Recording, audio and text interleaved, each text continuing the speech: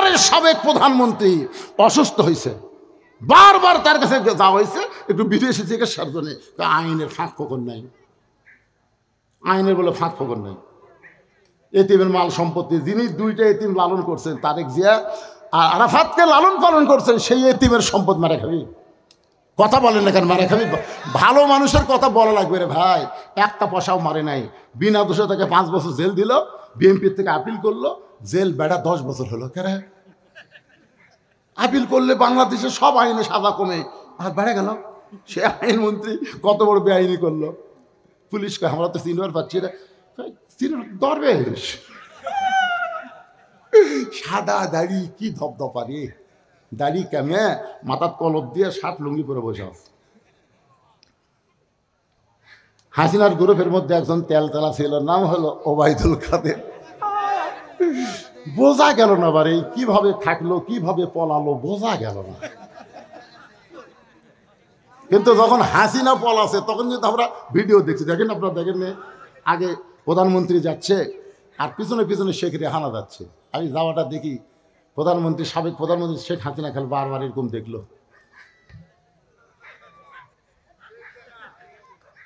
ওই সময় আমি একটা গান গাইছি, আর বউ আমার পাশেই ছিল। চলতে পথে 2 দিন থামিলাম, যাবার কালে এক সংসারও দেখা না পাইলাম।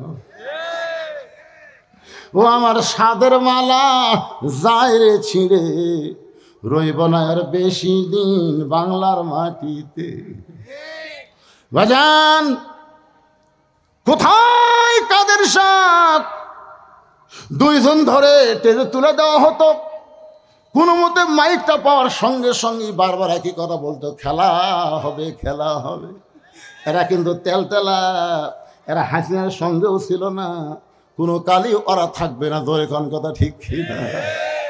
কেমন তেলতেলা আইনমন্ত্রী, লঙ্গি শার্ট পরে নৌকার মাঝি হয়ে গেছে, যার কাছে বলা হয়েছিল আল্লামা সাইদি হুজুর কোনো অপরাধ করে নাই, বিনা দোষে তাকে জেলের মধ্যে আটকে রাখছেন, তাকে মুক্তি দেওয়া কি যায় না? বলে আইনের বর্তায় ঘটানো যাবে না, আইন যা করবে তাই। কেরা আইনমন্ত্রী, নিজে আইন তৈরি করলি, নিজে নৌকার মাঝি হলি, ধরা পড়ার পরে তুই কত বড় বেআইনি করলি, কত বড় দেখছেন ধরে নিয়ে আসতেছে। ওই তোর খালি পুলিশ কয় কি স্যার, ও আবার মানে চিনবারই পারিনি, মানে কত বড় বেআইনি করছে দেখছেন, এতগুলি ধরেছে, যাচ্ছি যা, তুই বেআইনি করলি কেন? আবুদের কি নিয়ে হাজির, আবার আসবে চট করে, কাছাকাছি আছে চট। ভাই কতগুলো গুজব লিখ বলতেছে, হুজুর বেশি পেঁচাল পারেন না, চট করে ঢুকবি, চট। আমরাও খালি খুলে তুই চট করে আই, বুঝতে পারতেছেন না? আপনার এলাকায় সবাই নাকি খালি এই হাসিনা গেলে ঠিক আছে, এদিন আমি আর নামই লিখছি না, যা দরকার নেই। কৃষক নাম নিমরে কায়দা করে, রব্বানা আতিনা ফিদ দুনিয়া হাসিনা, হাসানার জায়গা হাসিনা ফেলে দেবো, অসুবিধা কি? আমার আল্লাহর আইনের কাছে কোন আইন চলবে না। আলাইসাল্লাহু বিআহকামিল হাকিমিন। আল্লাহু আকবার। একটু মনোযোগ দিয়ে শোনেন। তেলতলা গোয়েন্দার আবু সুফিয়ান বলতেছে, ও মুসলমানের নবী, তুমি যা বলবা মুসলমান তাই বিশ্বাস করবে, কিন্তু আমরা বিশ্বাস করি না। কথাটা খেয়াল করবে। রে বাবা তোমরা গল্প করো না। ও মুসলমানের নবী, ও মুসলমানের নবী, তুমি যা বলবা মুসলমান তাই বিশ্বাস করবে, কিন্তু আমরা বিশ্বাস করি না। সঙ্গে সঙ্গে ওমর ফারুক দাঁড়াইছে। কি দাঁড়াইছে? জোরে বলেন না কেন? আচ্ছা, আবু জেহেল ভুল করে যদি আবু বকরের দরজাত না যায়, সকালবেলা যদি উমরের দরজাত যেত, তাহলে আপনারা বলেন তো কি হতো? সবচাইতে নরমটা যেরকম, তাহলে সবচাইতে গরমটা কি করতো? ওমর ফারুক দাঁড়িয়ে বলতেছে, রে কাফেরের বাচ্চারা, আমাদের নবী নামাজ সম্পর্কে ওয়াজ করবে, এখানে তোদের ডাকলো কে? আল্লাহ নবী যদি বলতো, ওমর সকালবেলা হামাক পাগল বলে গেছে, এখন গ্রুপ লিয়াচ্ছে, ধর। আপনার বলেন আলী আর উমর যদি একবারে কয়টা ধরতো, একটা বাঁচত। নবী নবী কি বলছে? ধর কষা। নবী বলছে এজলেস, বস। ইসলামী আদর্শের নেতারা কোনদিন কর্মীকে উস্কে দেয় না। কর্মীকে উস্কায় দিলে আজকে বাংলাদেশের একটা আওয়ামী লীগের বাড়ি ঘর থাকতো না। ধরে কোন কথা বলেন না কেন? যে নির্যাতন তোমরা করছো, ভালো ভালো মানুষগুলোকে অন্যায়ভাবে তোমরা ফাঁসি দিয়েছো, ধরে কোন কথা ঠিক না? উস্কায় দিছে, আমির বলেছে মাফ করে দিলাম। মক্কা বিজয়ের পরে হযরত ওমর যে হারে তরবারিলে ঘুরিছে 3 জনক মারার জন্য, একটা হলো নবীর চাচা আমির হামজার কলজা যাই চাবা খাসা, সেই হিন্দা। 2 নম্বর হলো আবু সুফিয়ান, আর 3 নম্বর হলো আবু জেহেলের বেটা একরামা। এই 3টা পাবি আর বসাবি। নবী বললেন, ওমর, বিনা যুদ্ধে আল্লাহ মক্কা বিজয় দিয়েছে, খাফের মধ্যে তরবারি ঢুকাও। মুসলমান হত্যাকারীর জাত না, মুসলমান হলো মাফ করার জাত। জোরে খান সুবহানাল্লাহ, কথা বলেন। আল্লাহ নবী বলেন এজলেস, বসো। সঙ্গে সঙ্গে ওমর ফারুক বসে গেলেন। আতিউল্লাহ ওয়া আতিউর রাসূল, আল্লাহর আনুগত্য করো, নবীর অনুসরণ করো। নবী বলেন, ওমর, আমি নেতা যেখানে আছি সেখানে কর্মীর গরম হওয়ার দরকার, বসো। নবী বললেন, আপনারা সম্মানিত মানুষ, আপনারা সবাই আইছেন, আপনারা সবাই সম্মানের সাথে বসেন, বসেন, আপনারা বসেন, আমি নামাজ নিয়ে ওয়াজ করবো, বসেন। আবু সুফিয়ান বলতেছে, তোমার নামাজের ওয়াজ আমরা শুনবার আসিনি। নবী বলেন, তাহলে কি শুনতে আইছেন? বলে, তুমি যে বাইতুল মুকাদ্দাসে গেলে, যেখানে 2 রাকাত নামাজ পড়ালা, আমার নেতা 2 বার গেছে, আবু জেহেল, যাতে 30 দিন, আসতে 30 দিন, আর তুমি বলে আজকে রাত্রে গিয়ে 2 রাকাত নামাজ পড়াছা। আমাকে জানার বিষয় হলো ওই বাইতুল মুকাদ্দাসের দরজা জানলা কয়টা, এটা বলে দিলি আমরা চলে যাব। আল্লাহ নবী ছোট বাচ্চার মতন কাঁদতেছে।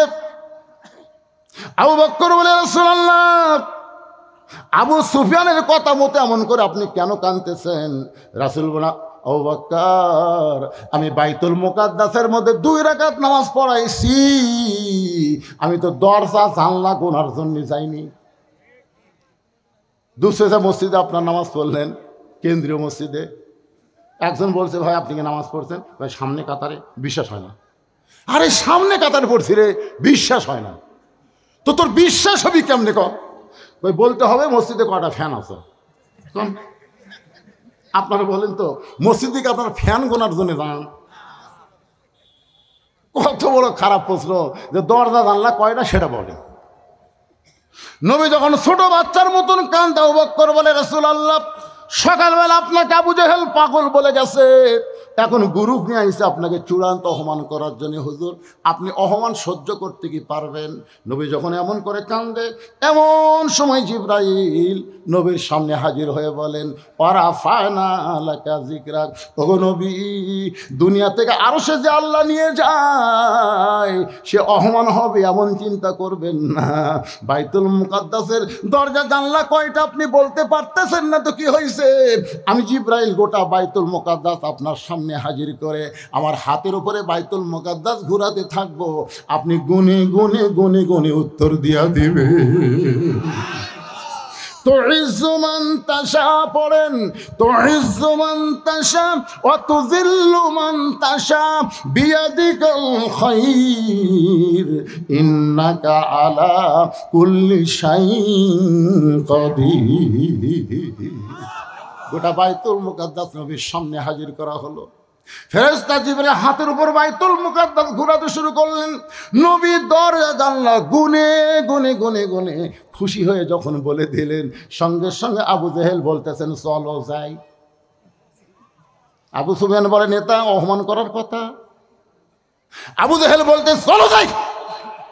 অযথা গ্যাঞ্জাম করে কোনো লাভ নাই। এখন সমস্ত নেতারা নেতার কথা মনে করে সবাই চলে যাচ্ছে, কিন্তু আবু সুফিয়ান খালি পিছনে ঘুরতেছে, তেল তেলাবে। এই চলো যাই বুঝলাম না, এই চলো যাই মানে কি? বলে, বুঝবার গেলে ফাঁকা রাস্তা ধবি না, ঘরের মধ্যে চল। এবার আবু জেহেল আবু সুফিয়ানকে ঘরের মধ্যে নিয়ে বলতে, ভালো করে দরজা জানলা লাগিয়ে দে। ভালো করে দরজা জানলা লাগায় বলতেছে, দেখ তো ফাঁক ফুঁক দিয়ে কেউ কান দিয়ে আছে কিনা। আবু সুফিয়ান বলেন, তা এমন কি কথা বলবেন যেই কথা বলার জন্যে আপনি দরজা জানলা বন্ধ করে আবার বলতেছেন দেখ তো ফাঁক ফোঁকো দিয়ে কেউ কান লাগা আছে কিনা। আরে কি কথা আবু জেহেল বলবে আবু সুফিয়ানকে? এই সলোজার হেকমত কি আমি আপনাদের সামনে আল্লাহর কোরআন দিয়ে তুলে ধরবো। ফজরের 2 রাকাত নামাজ যদি আপনারা জামাতের সঙ্গে আদায় করতে পারেন, আদম নবীর সমপরিমাণ সওয়াব আল্লাহ আপনাদেরকে দান করে দিবে। আমি চলো যাইনি আপনাদের সামনে, এখন আসতেছি কোরআন হাতে, শুনবেন না ভাইজান? আমাদের বাংলাদেশকে সামনে আমরা চলো মায়েরা যারা পর্দার অন্তর বসে আসছেন, নবী দেখলেন অধিকাংশ মেয়েরাই জাহান্নামী, অধিকাংশ মেয়েরাই জাহান্নামী। এই কথা যখন নবী ফাতেমার কাছে বললেন, ও ফাতেমা, লাইলাতুল মেরাজ আমি দেখলাম অধিকাংশই মেয়েরা জাহান্নামী। ফাতেমা কান্না শুরু করে দিয়েছে।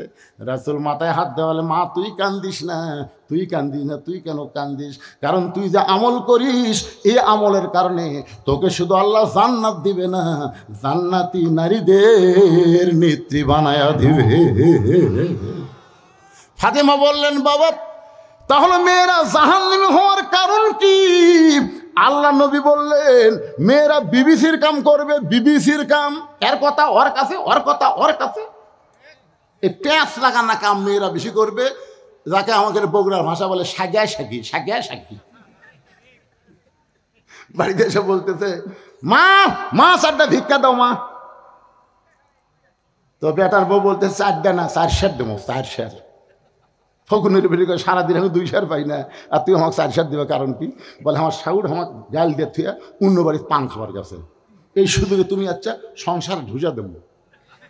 ব্যাগ ভালো জোলা মেলাছে, 4 সের চাল দিছে। কিন্তু ফকুনের বেরি কাউরে চাল কয়ে না, এই কথা চাল কাউরে কর কি খাও মা, সারাদিন ঘুরে আমি 2 সের পাই না, আর তুমি একবারে 4 সের দেয়, এই কথা কাউরে কমো না, আল্লাহর শপথ কাউরে কমো না। এই কথা বলে 4 সের চাউলে যাচ্ছে আর বলতেছে, ওই বাড়ির বেটার বউ আমাকে 4 সের চাল দিল, আমাকে বললো কাউরে জান কয়ে না, আমি কাউরে কমো না, আমার কি ঠেকা পড়ছে, আমি কাউরে কমো না। এক লোক বলতেছে ফকুনের বেটি একলা একলা কি বকতেছে? না বাবা একলা একলা না রে, ওই বাড়ির বেটার বউ আমাকে 4 সের চাল দেখছে, কাউরে জান কয়ে না, আমি কাউরে কমো না বাবা, আমি কাউরে কমো।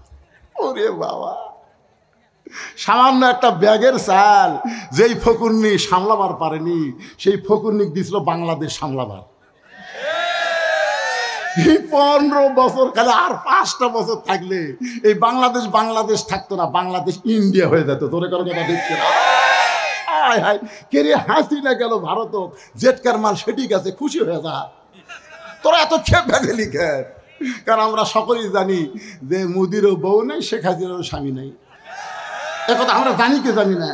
আমরা জানি যুদ্ধের সময় শেখ মুজিবুর গেছিল পাকিস্তানে, আর তার ছেলে মেয়ে বউ সবগুলো পাঠাছিল ভারতে, ভারতে ছিল। তাহলে যেখানকার মাল সেখানে গেছে, ভারতে তো খেপার কারণ হলো হাসিনা আস্তে আস্তে দেশটাকে ভারত দিবার চাইছিল। কারণ সে ঝোলার চাল সামলাবার পারে না, সে কোনোদিন দেশ সামলাবার পারবে না। আগামীতে কোনো নারী নেতৃত্ব বাংলার মুসলমান গ্রহণ করবে না। জোরে বলেন কথা ঠিক কিনা? কারণ আল্লাহ রাসূল বলেছেন, মা তারাক্তু বাদি আলা উম্মতি ফিতনাতুন আদারাল রাসূলু মিনান নিসা, রাওয়াহুল বুখারী কিতাবুল ফিতান। বুখারী শরীফের হাদিস। আল্লাহ নবী বলেছেন, আমার পরে আমার উম্মতের জন্য সবচাইতে বড় বিপদ হলো পুরুষ মানুষের জন্য নারী নেত্রী হওয়া। এ কথা আমার না, এই কথা 1400 বছর আগে আল্লাহর নবী বলে গেছেন। একদিনে 4 বার ডোনাল্ড ট্রাম্প ডক্টর ইউনুসকে ফোন করছে, একদিনে 4 বার। কয়বার?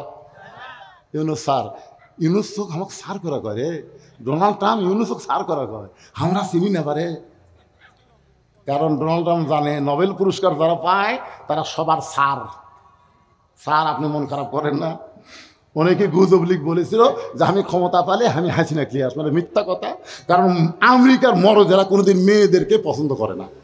যদি পছন্দ করলো তাহলে কমলা হ্যারিস এবার প্রেসিডেন্ট হতো। কারণ ডোনাল্ডের মতন পাগলা কেউ আছে, মতিভ্রম পাগলা, সেই পাগলা বুড়া কি ভোট দিছে, তাও মেয়া মানুষও কারা প্রধানমন্ত্রী বানাবে না। চিন্তা করে দেখছেন ভাইজান, আমরা বাংলার মরদ এইটা বুঝতে পারলাম না। একটু মনোযোগ দিয়ে শুনবেন আমার মায়েরা। অতিরিক্ত জাহান্নামী হওয়ার কারণে মেয়েদের 2 নম্বর কারণ হলো তারা বেপর্দা হবে। মরার সময় তারা 5টা কাপড় পাবে, এখান থেকে তারা শিক্ষা নিতে পারে না। আমি আমার মা বোনদের জন্য বলবো, দুনিয়াতে আপনি জীবিত থাকতে মানুষ সবাই আপনার দিকে তাকাবে, কিন্তু আপনি মরে গেলে কেউ আপনার লাশের দিকে তাকাবে না। তারপর আমাদের দায়িত্ব কি? মেয়েকে 5টা কাপড় দিয়া, যে খাটনিতে মেয়েটাকে কবর দেওয়ার আগ পর্যন্ত রাখবা, ওই খাটনিটাও কাপড় দিয়া ঢাকা রাখবা। সবাই বলবে মেয়েদের লাশ দেখা পর্যন্ত জায়েজ নাই।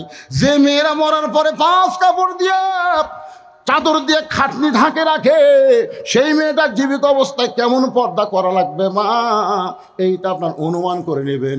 এই বুড়ি হয়ে বোরকা গায়ে দিয়ে কোনো লাভ হবে না। অনেক মেয়েরা দেখবেন যৌবন অবস্থায় তেমন পর্দা করে না, বুড়ি বয়সে পর্দা করে। আমি বলতেছি মা, আমার মতন বুড়ো যারা হয়েছে তারাও কোনোদিন বুড়ির দিকে তাকায় না, কারণ মানুষ বুড়া হলে মন কিন্তু বুড়া হয় না। জয় কোন কথা ঠিক না? তাহলে একটা বুড়াও যদি বুড়ির দিকে না তাকায়, সেই বুড়ি আপনি বোরকা পরবেন, আর যুবতীর নাতনি বোরকা পরবে না, এটা চলবে না। ছোট গাছে বেড়া দেন, গরু ছাগল গাছটা ধ্বংস করবে না। ওই বুড়া গাছে বেড়া দেয়া কোনো লাভ হবে না, কারণ গরু ছাগল ঘৃণা করেও একবারও তাকাবে না। জোরে কোন কথা ঠিক না? আমাদের মেয়েদের জন্য 1 নম্বর আমল হলো অকরনা ফি বুয়ুতিকুন্না ওয়ালা তাবাররাজনা তাবাররুজাল জাহিলিয়াতিল উলা। আল্লাহু আকবার বলেন। সমস্ত সাহাবীরা বসে গেছে। আল্লাহ নবী বলতেছেন, নামাজ পড়ে না, মুসলমান দাবি করে, এটা ইয়ার কি মারা। এই রজব মাস, এই চাঁদের নাম হলো রজব, মাসের নাম কি? রজব। এই রজবের চাঁদ উঠলে আল্লাহ রাসূল একটা দোয়া বেশি বেশি পড়তেন, আল্লাহুম্মা বারিক লানা রজবা ওয়া শাবান ওয়া বাল্লিগনা রমাদান। আপনারা হয়তো অনেকে জানেনই না। আমি গতকাল মাহফিলে বললাম এটা কোন মাস, কয় জানুয়ারি মাস। আমি বললাম এই ঠিক করে বললেন কোন মাস, তখন বলে মাঘ মাস। একটা লোক কইল না যে রজব মাস। তার মানে জানুয়ারি মাঘ সম্পর্কে ধারণা আছে, রজব সম্পর্কে ধারণা নাই। এই রজব মাসের কোনো এক রাতে আল্লাহ তাআলা আমাদের নবীকে আরশে নিয়ে গেছিলেন। এটা কি আপনারা বিশ্বাস করেন? যে রাতকে আমরা বলি লাইলাতুল মেরাজ। লাইলাতুল মেরাজ। আল্লাহ কোরআনে বললেন, সুবহানাল্লাযী আসরা বিআবদিহি লাইলাম মিনাল মাসজিদিল হারাম ইলাল মাসজিদিল আকসা। যে আমি আল্লাহ তাআলা নৈশকালীন ভ্রমণ ইসরা, এরপরে হচ্ছে মেরাজ। তো এই কোরআন শরীফে ইসরা শব্দ একের সরাসরি আল্লাহ বলেছেন যে মসজিদ হারাম থেকে বাইতুল মুকাদ্দাস, এই 2টা মসজিদের কথা আল্লাহ কোরআনে একই আয়াতের মধ্যে বললেন।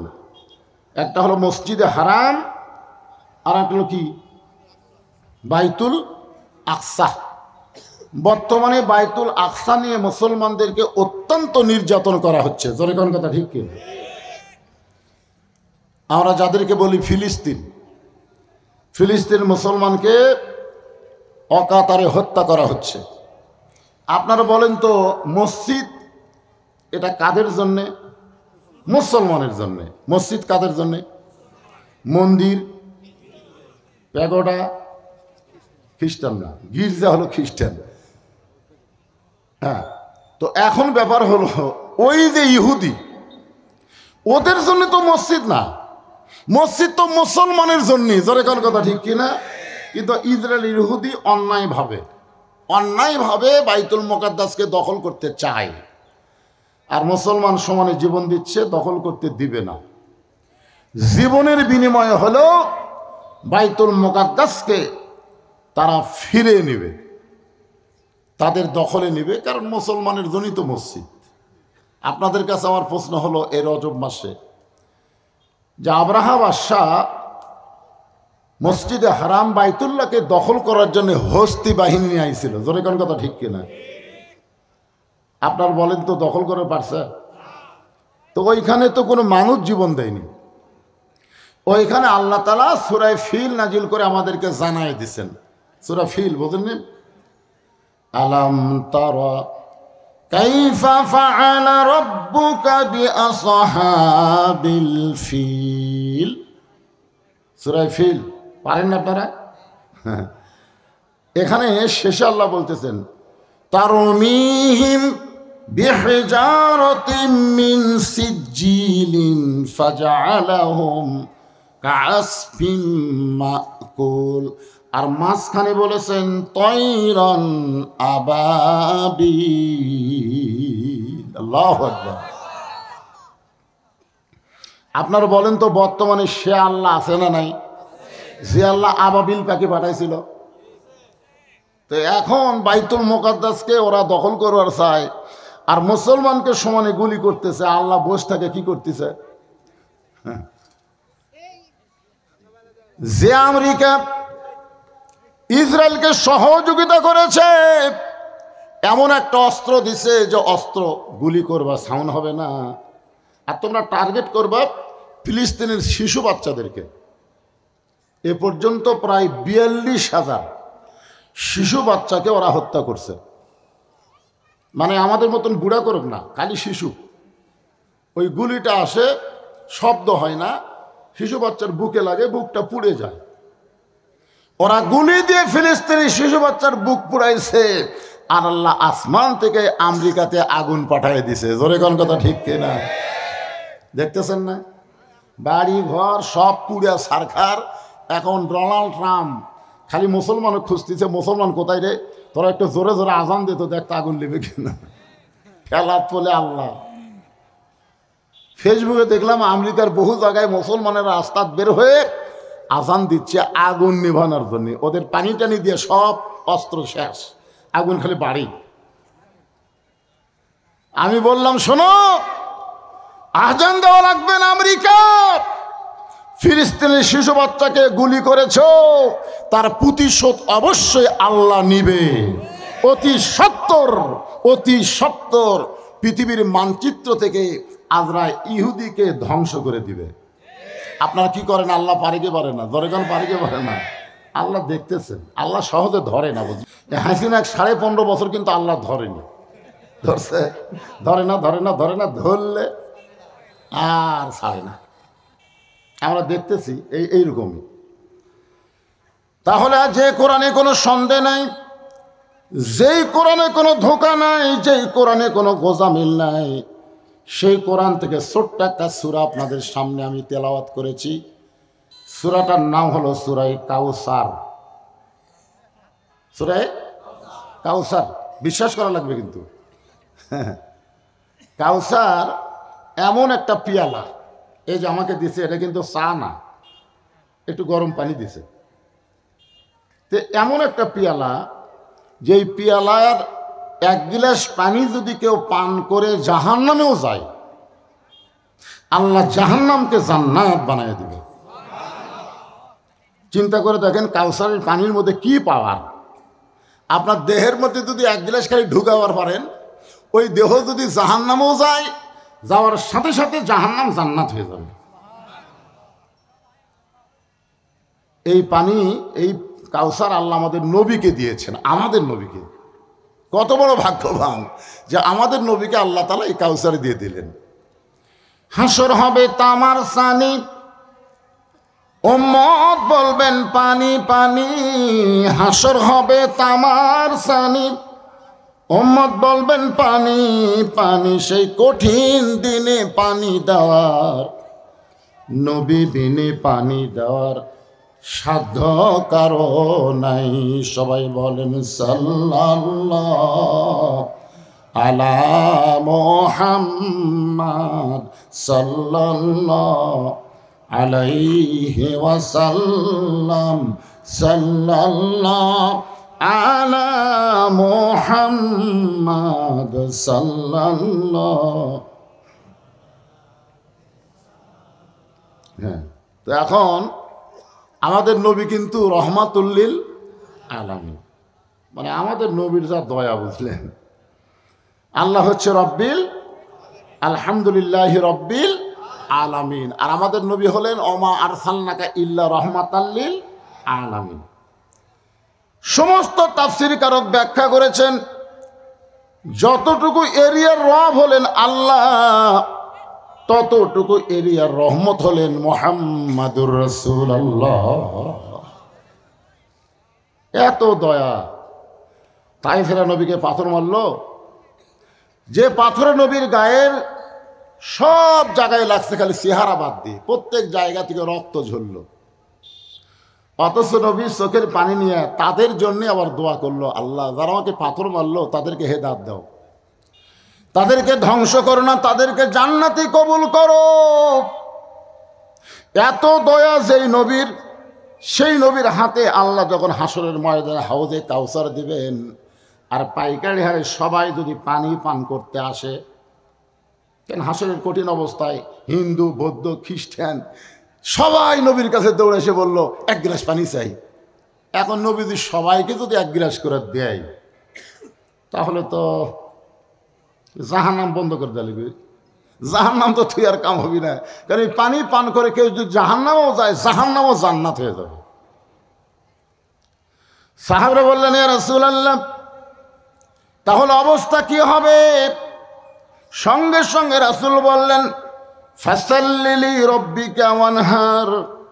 দুইটা আমল যাদের মধ্যে থাকবে তারাই হাউজে কাউসারের পানি পান করবে। এক নম্বর হলো নামাজ, দুই নম্বর কুরবানি। এই দুইটা কর্ম যারা করবে, আমল যারা করবে, তারাই পান করবে হাউজে কাউসারের পানি। এক নম্বর কি? জোরে বলে, এক নম্বর কি? নামাজ। নামাজ। আমাদের নবীকে আল্লাহ তাআলা নবুয়তের 10ম বৎসরে মেরাজ করাইছেন। নবুয়তের কত বৎসর? 10ম বৎসরে লাইলাতুল মেরাজ হয়েছে। নামাজ পাওয়ার পরেও নবী 3 বছর মক্কা ছিলেন। নবী সর্বসাকল্যে নবুয়ত পাওয়ার 13 বছর ছিলেন মক্কায়। যেরকম কয় বছর? তাহলে 10ম বৎসরে যখন নামাজ পেলেন, এই নামাজ পাওয়ার পরও নবী 3 বছর ছিলেন মক্কায়। আল্লাহ কোরআনে বললেন, আল্লাযীনা ইউমিনুনা বিল গায়বি ওয়া ইউকিমুনাস সালাত। ওয়া ইউকিমুনাস সালাত, এই নামাজ কায়েম করার কথা শুরু হলো প্রথমেই কোরআনের সর্বসাকল্যে 82 বার। জোরে বলেন কতবার? 82 বার নামাজের কথা বলা হয়েছে। প্রত্যেকবারই বলা হয়েছে নামাজ কায়েম করো। কোনো জায়গায় আল্লাহ বলে নাই যে নামাজ পড়ো। কোনো জায়গায় কিন্তু নামাজ পড়ার কথা নাই। কি করার কথা আছে? কায়েম করার কথা আছে। আজকে আমার মাগরিবের নামাজ কি করলাম? কায়েম করলাম না পড়লাম? না, এটা কায়েম করলাম না। কায়েম যদি করতে পারতাম, তাহলে নামাজের সময় বাহিরে কেউ শোরগোল করতো না, সবাই জামাতে সামিল হতো। জোরে কোন কথা ঠিক কিনা? কেউ বারা হট্টগোল করতে পারবে? শোরগোল করতে পারবে? রাস্তা ঘুরতে পারবে?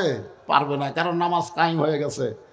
নামাজ কায়েম যখন হবে, যেরকম এখানে যত মানুষ আপনারা আইছেন, সবাই কিন্তু কাপড় পরা কায়েম হয়ে গেছে। আমাদের বাংলাদেশে ন্যাংটা কায়েম না কাপড় পরা কায়েম?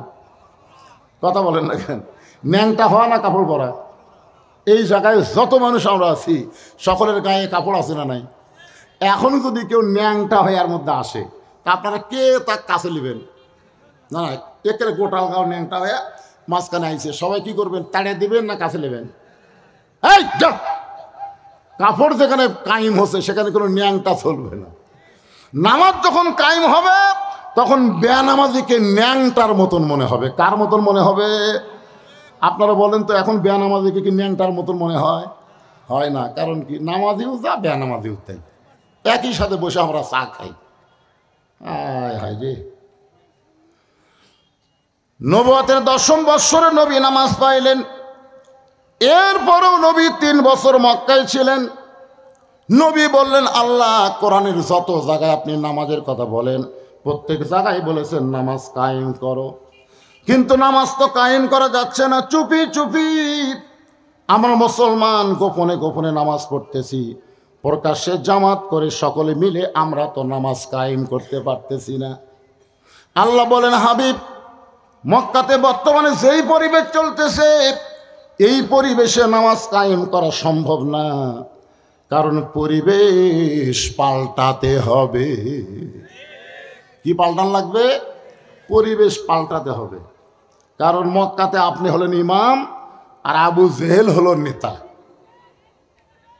নবী যতদিন মক্কায় ছিলেন নবী কি ইমাম, নবী আরবিতে ইমাম, আর নেতা কথা কয় না। আজকে বাংলাদেশে নামাজ পড়া হচ্ছে কারণ মসজিদের ইমাম আর সমাজের নেতা। মসজিদের ইমামকে আমরা কি বলি? আল ওলামাউ ওয়ারাসাতুল আম্বিয়া, আলেমরা হলো নবীদের ওয়ারিস। আর সমাজের নেতাকে আপনারা কি বলবেন?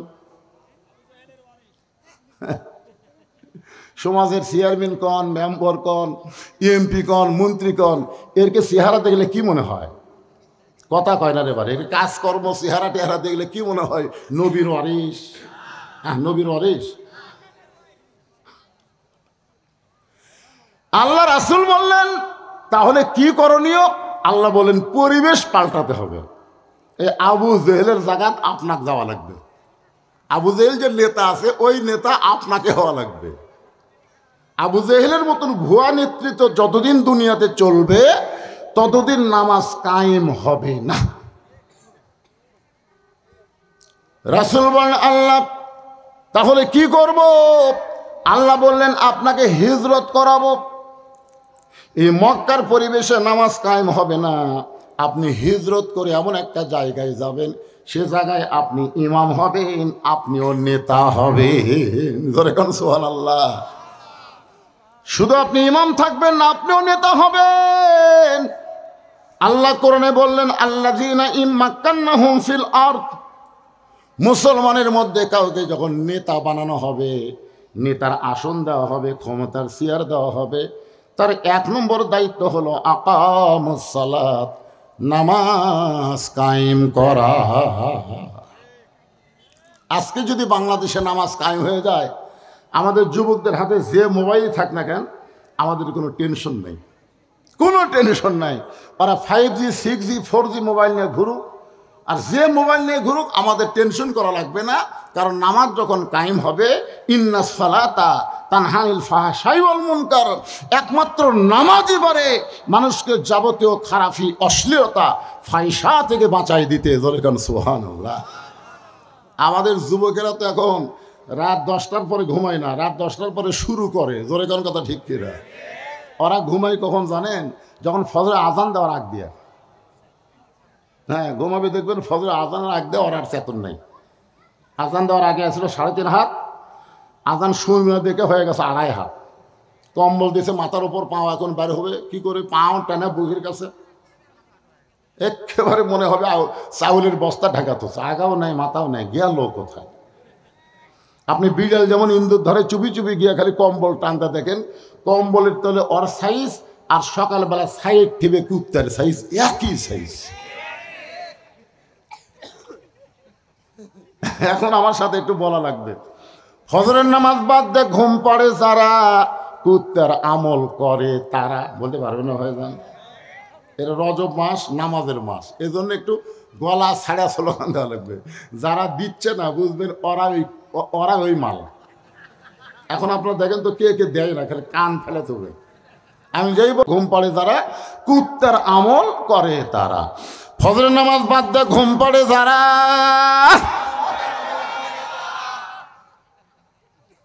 আমি এইটা নাটোরে লালপুরে ওয়াজ করছিলাম, যে ওয়াজ এই কথা কইছি 4-5টা কুত্তা দৌড়াইছে, আইসা পিছন দিক থেকে খাও খাও খাও খাও করতেছে। কে রে?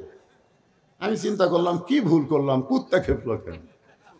পরে কোরআনের আয়াত আমার সামনে এসে বলতেছে সুম্মা রাদাদনাহু আসফালা সাফিলিন। হুজুর, ফজরের নামাজ বাদ দিয়ে ঘুম পড়ে যারা, কুত্তার সাথে তুলনা করলেন কেন? আল্লাহ কোরআনে বললেন পশুর চাইতেও জঘন্য তারা। আমি সঙ্গে সঙ্গে স্লোগান পাল্টায় বললাম ফজরের নামাজ বাদ দিয়ে ঘুম পাড়ে যারা, কুত্তার চাইতেও খারাপ তারা। আমি যেই বল ফজরের নামাজ বাদ দিয়ে ঘুম পাড়ে যারা, আপনার সকলে জোরে সোরে বলবেন কুত্তার চাইতেও খারাপ তারা। বলতে পারবেন না ভাইজান? ফজরের নামাজ বাদ দিয়ে ঘুম পাড়ে যারা। স্লোগান ঠিক মতো হলো না, এরই মধ্যে ওখান থেকে ছেলে আমার টার্গেট করলো। না অসুবিধা নেই, অসুবিধা নেই, ওরকম টার্গেট লাইট মারবেই। তাও ভালো লাইট মারতেছে, গুলি করতেছে না। কারণ যে ওয়াজ আমি করতেছি হিসাবে তখন গুলি করা দরকার।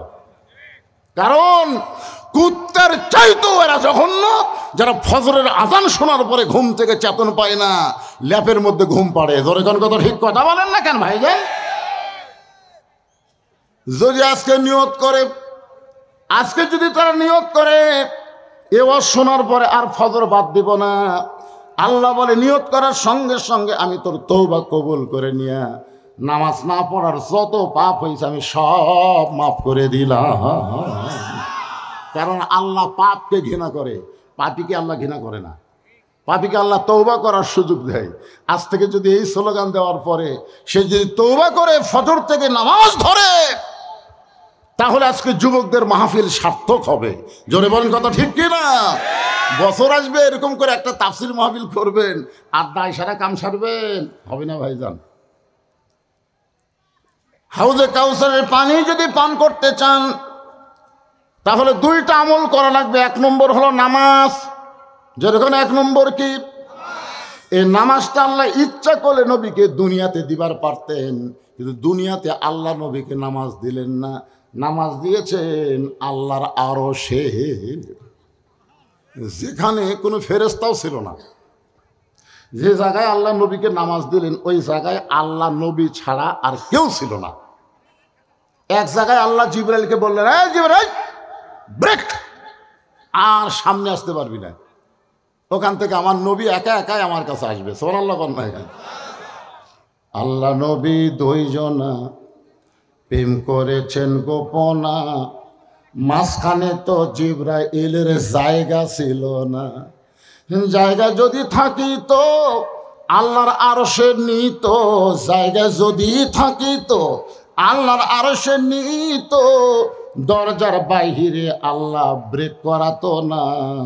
সবাই বলে আল্লাহ নবী দুইজনা প্রেম করেছেন গোপনা, মাঝখানে তো অন্য কারো জায়গা ছিল না। নামাজ এমন একটা ইবাদত, যে ইবাদত আল্লাহ সরাসরি নবীর হাতে তুলে দিয়েছে। সুবহানাল্লাহ। এই নামাজ হলো 5 ওয়াক্ত। কয় ওয়াক্ত?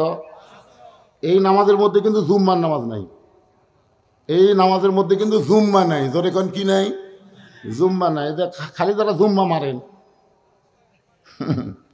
সপ্তাহে একদিন সবার শেষে আসে আগে যায়, এরকম আছে না নাই? দেখবেন আসবে সবার শেষে, যাবি সবার আগে, আর সময়ের দাম নেই। ও বাবা, জুমার নামাজ আল্লাহ নবীকে দিয়েছেন দুনিয়াতে যখন নবী মদিনার রাষ্ট্রপতি। জোরে কোন সুবহানাল্লাহ।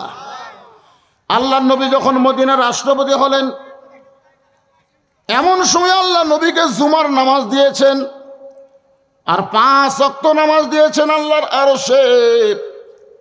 ওই 5 ওয়াক্ত নামাজ নিয়ে নবী যখন ফেরত আসলেন, ফজরের নামাজটা নবী একা একা বাইতুল্লাহর মধ্যে আদায় করলেন। ধরে কারণ সুবহানাল্লাহ।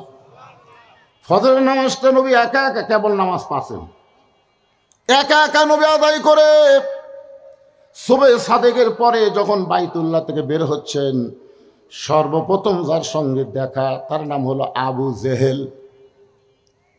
তার নাম কি? দেখেন, সর্বপ্রথম দেখা মানে আবু জেহেলের ভাগ্য এত ভালো, যারা হজ করবার গেছে তারা জানে আবু জেহেলের ভাগ্য কি ভালো। আবু জেহেলের বাড়ির থেকে 200 মিটার পশ্চিমে হলো কাবা, আর 150 মিটার পূর্বে হচ্ছে নবীর বাড়ি। পশ্চিমে হচ্ছে লা ইলাহা ইল্লাল্লাহ, আর পূর্বে হচ্ছে মুহাম্মাদুর। কি ভাগ্য রে, মাঝখানে আবু জেহেল। অথচ এত কাছে থেকেও আবু জেহেল কিন্তু নামাজ পড়েনি। আপনাকে তাল্লা উত্তরপাড়া মসজিদের কাছে অনেকের বাড়ি, জোরে কোন কথা ঠিক কিনা? এমনকি মসজিদ থেকে হয়তো আকামত শোনা যায়, তারপরেও নামাজ পড়ে না। ওই কিন্তু আবু জেহেলের বাপ।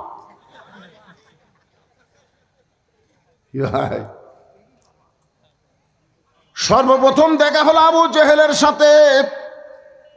আবু জেহেল নবীর চেহারার দিকে তাকায় বলতেছেন, বাজান, সন্ধ্যার সময় দেখলাম তুমি সুন্দর, সন্ধ্যার সময় দেখলাম তুমি সুন্দর, আর সকালবেলা দেখতেছি তুমি অতীব সুন্দর। আবু জেহেল নবীর প্রশংসা করতেছে, আর আপনারা সুবহানাল্লাহ বলতেই খুব দামি হয়ে গেছেন, যে মুখ দিয়ে সুবহানাল্লাহ বাড়ায় না। একবার সুবহানাল্লাহ বলে আপনাদের নামে বসে আছেন তা আল্লাহর উত্তর পাড়ার মাহফিলে, আর গাছ লাগাই দিল আল্লাহ জান্নাতের বাগানে।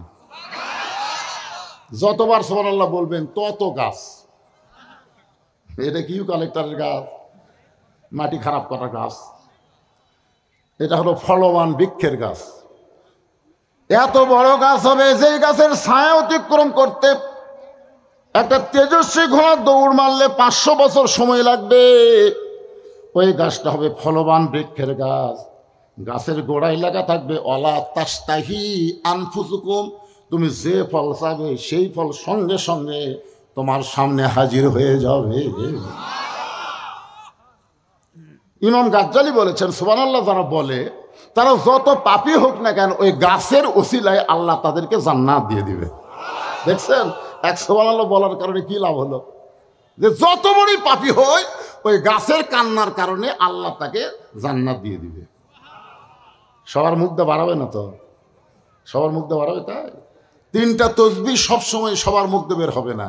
একটা হলো সুবহানাল্লাহ, একটা আলহামদুলিল্লাহ, আর একটা আল্লাহু আকবার, আর একটা কি লিল্লাহি তাকবীর।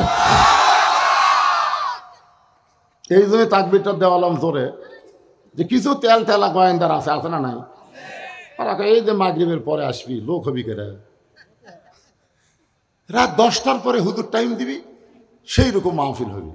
আপনাকে এলাকার মাহফিলে খোঁজলে দেখছি তো রাত 10টার পরে লোকই হয় না, 150, 200, 300।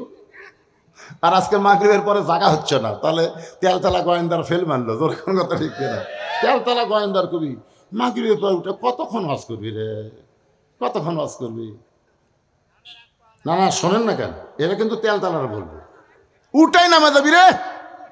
আপনারা বলেন তো, বক্তা যদি রাত 10টায় ওঠে 12টার সময় নামে, তখন জনগণ বলে হুজুর 12টা পর্যন্ত ওয়াজ করলো রে, হুজুর 12টা পর্যন্ত ওয়াজ করলো। কিন্তু হুজুর উঠলো কয়টায়? 10টা খেয়াল করে না, 12টা খেয়াল করে। আর আমি তো 6টা উঠে 8টা, 8:30 পর্যন্ত ওয়াজ করবো, তারপরে বলে উঠলো আর নামলো, উঠলো আর নামলো।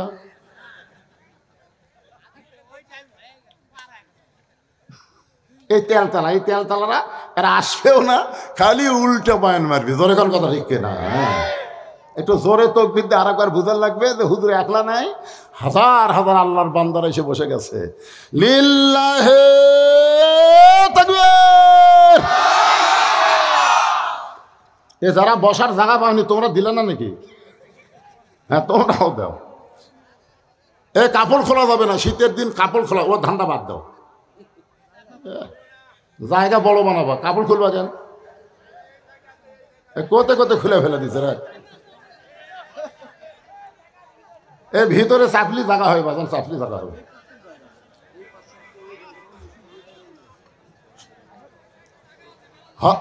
আল্লাহর নবীর প্রশংসা করতেছে আবু জেহেল, মনে আছে না ভুলে গেছে?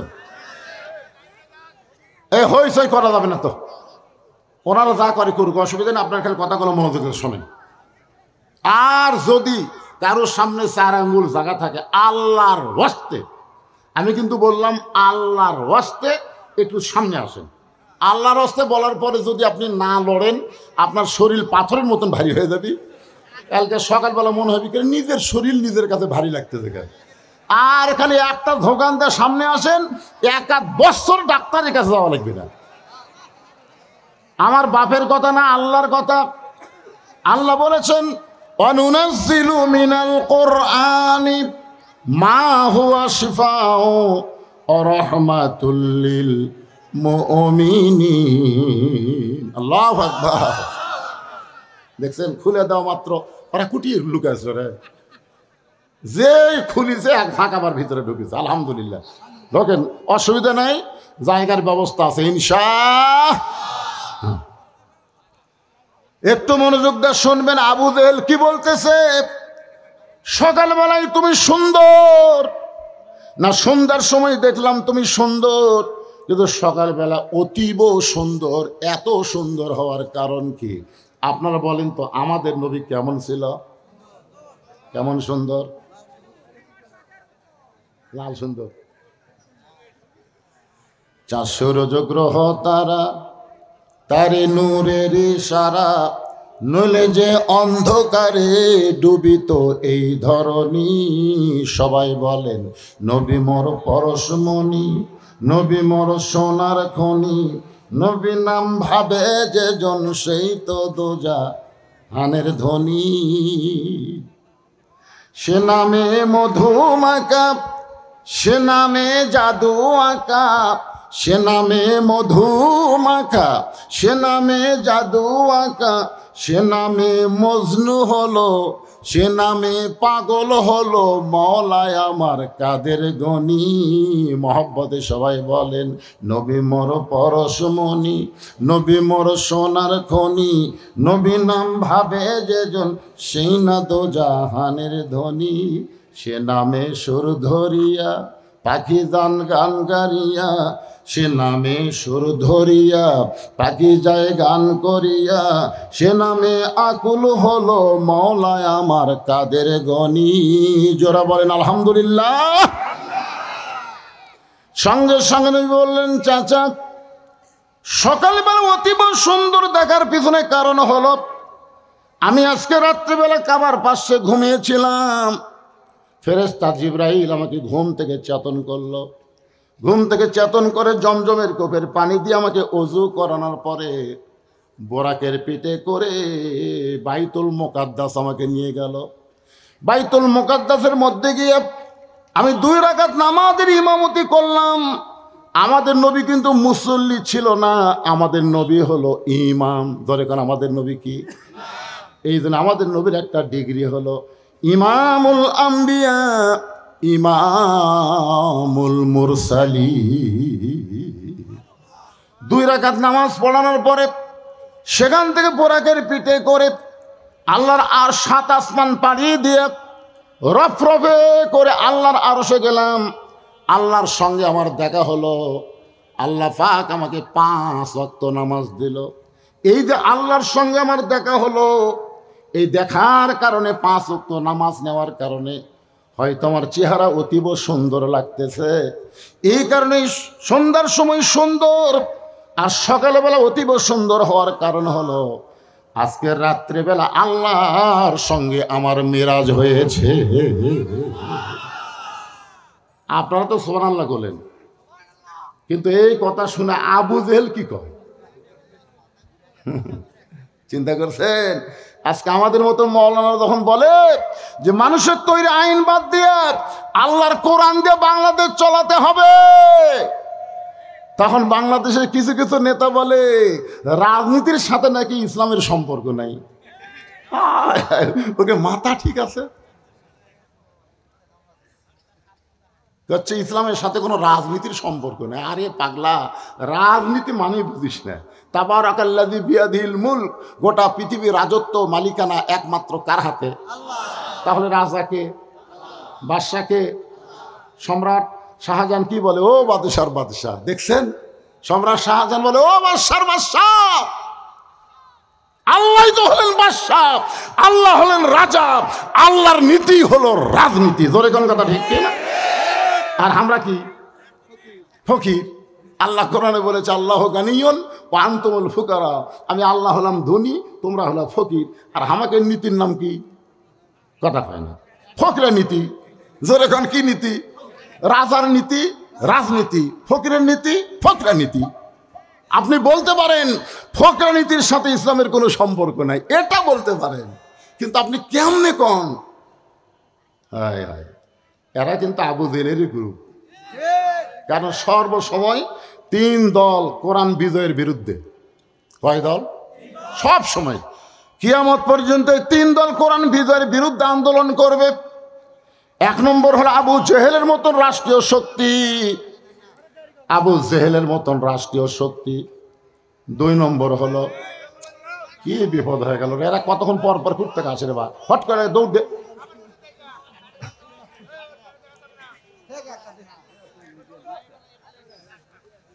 তাহলে কি বুঝলেন 1 নম্বর শক্তি কারা? এদিকে খেয়াল করা লাগবে তো। আবু জেহেলের মতন রাষ্ট্রীয় শক্তি, যারা মানুষের আইন দিয়ে রাষ্ট্র চালাবে, আল্লাহর আইনকে তারা মানবে না, বিশ্বাস করবে না। এরা সব সময় আল্লাহর কোরআনের বিরুদ্ধচারণ করবে। 2 নম্বর হলো পুঁজিপতি শতকরা 10 টাকা সুদ খাবে, কিন্তু শতকরা 2.5 টাকা যাকাত দিবে না। এরকম পুঁজিপতি আছে না নাই? 1000-এ 25 টাকা, 1 লাখে 2,500 টাকা, 1 কোটিতে 2.5 লক্ষ টাকা, 100 কোটিতে 2.5 কোটি টাকা, 1000 কোটি যাদের আছে তাদের 100 কোটি টাকা যাকাত দেওয়া লাগবে। এরা চিন্তা করবে এই কোরআন দিয়ে যখন রাষ্ট্র চলবে তখন আমাদেরকে যাকাত দেওয়া লাগবে, এই যাকাত দিবে না বলে তারা কোরআনের বিরুদ্ধে আন্দোলন করবে। 3 নম্বর হলো ধর্ম নিয়ে যারা ব্যবসা করে খায়, দয়াল বাবার দরবারে যায়, কথা কয় না, আমার দয়াল বাবার দরবারেতে কেউ ফিরে না খালি হাতে। বসে থাকা তারা 1000 গরু পায়, এরা কোনোদিন চাবে যে এই বাংলাদেশে কোরআন দিয়ে চলুক? কথা কন না কেন? আল্লাহর ধন নবীরে দিয়া আল্লাহ গেছে গায়েব হইয়া, নবীর ধন খাজানিয়া শুয়ে আছে আজমিরে, কেউ ফেরে না খালি হাতে খাজারে তোর দরবারেতে। একজনও নাউজুবিল্লাহ করলেন না? কি বলা লাগবে? কেউ ফেরে না খালি হাতে আল্লাহ তোমার দরবারে। সবাই বলেন, কেউ ফেরে না খালি হাতে আল্লাহ তোমার দয়াল, আল্লাহ তোমার দরবারে, দয়ার আল্লাহর দরবারেতে কেউ ফিরে না খালি হাতে।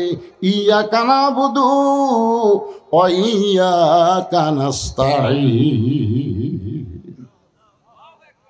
আবু জেহেল বলতেছে, কি বলতেছে? আপনার তো সুবহানাল্লাহ করলেন। আবু জেহেল বলতেছে, পাগল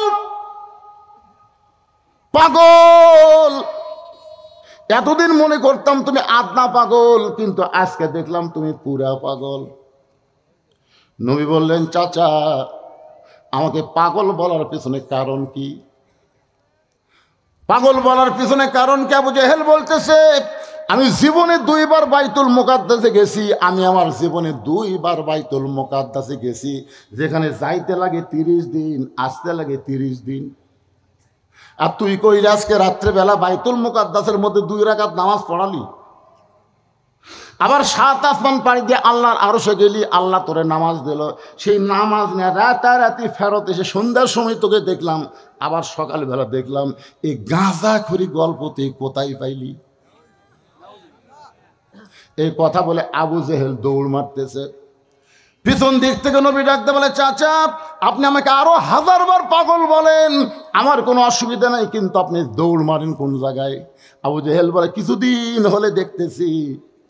হলে দেখতেছি আমার বাড়ির দিকে সবাই থুতু দেয় আর তোর বাড়ির দিকে সালাম দেয়, একই জায়গার বাড়ি রে। কিছুদিন হলে আমি দেখতেছি কিছু লোক আছে আমার বাড়ির দিকে থু, আর তোর বাড়ির আসসালাম।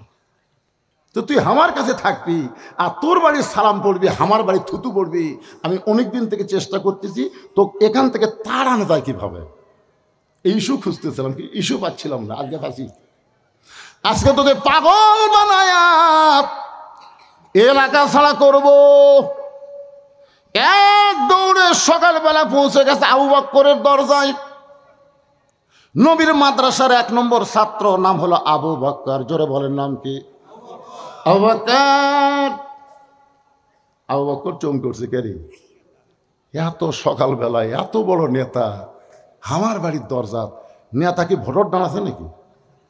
দেখবেন আমাদের মধ্যে বাংলাদেশে তারা আবু জেহেল মার্কা নেতা, এরা কিন্তু সবসময় মানুষের কাছে আসে না, মাঝে মাঝে আসে। জোরে কোন কথা ঠিক না?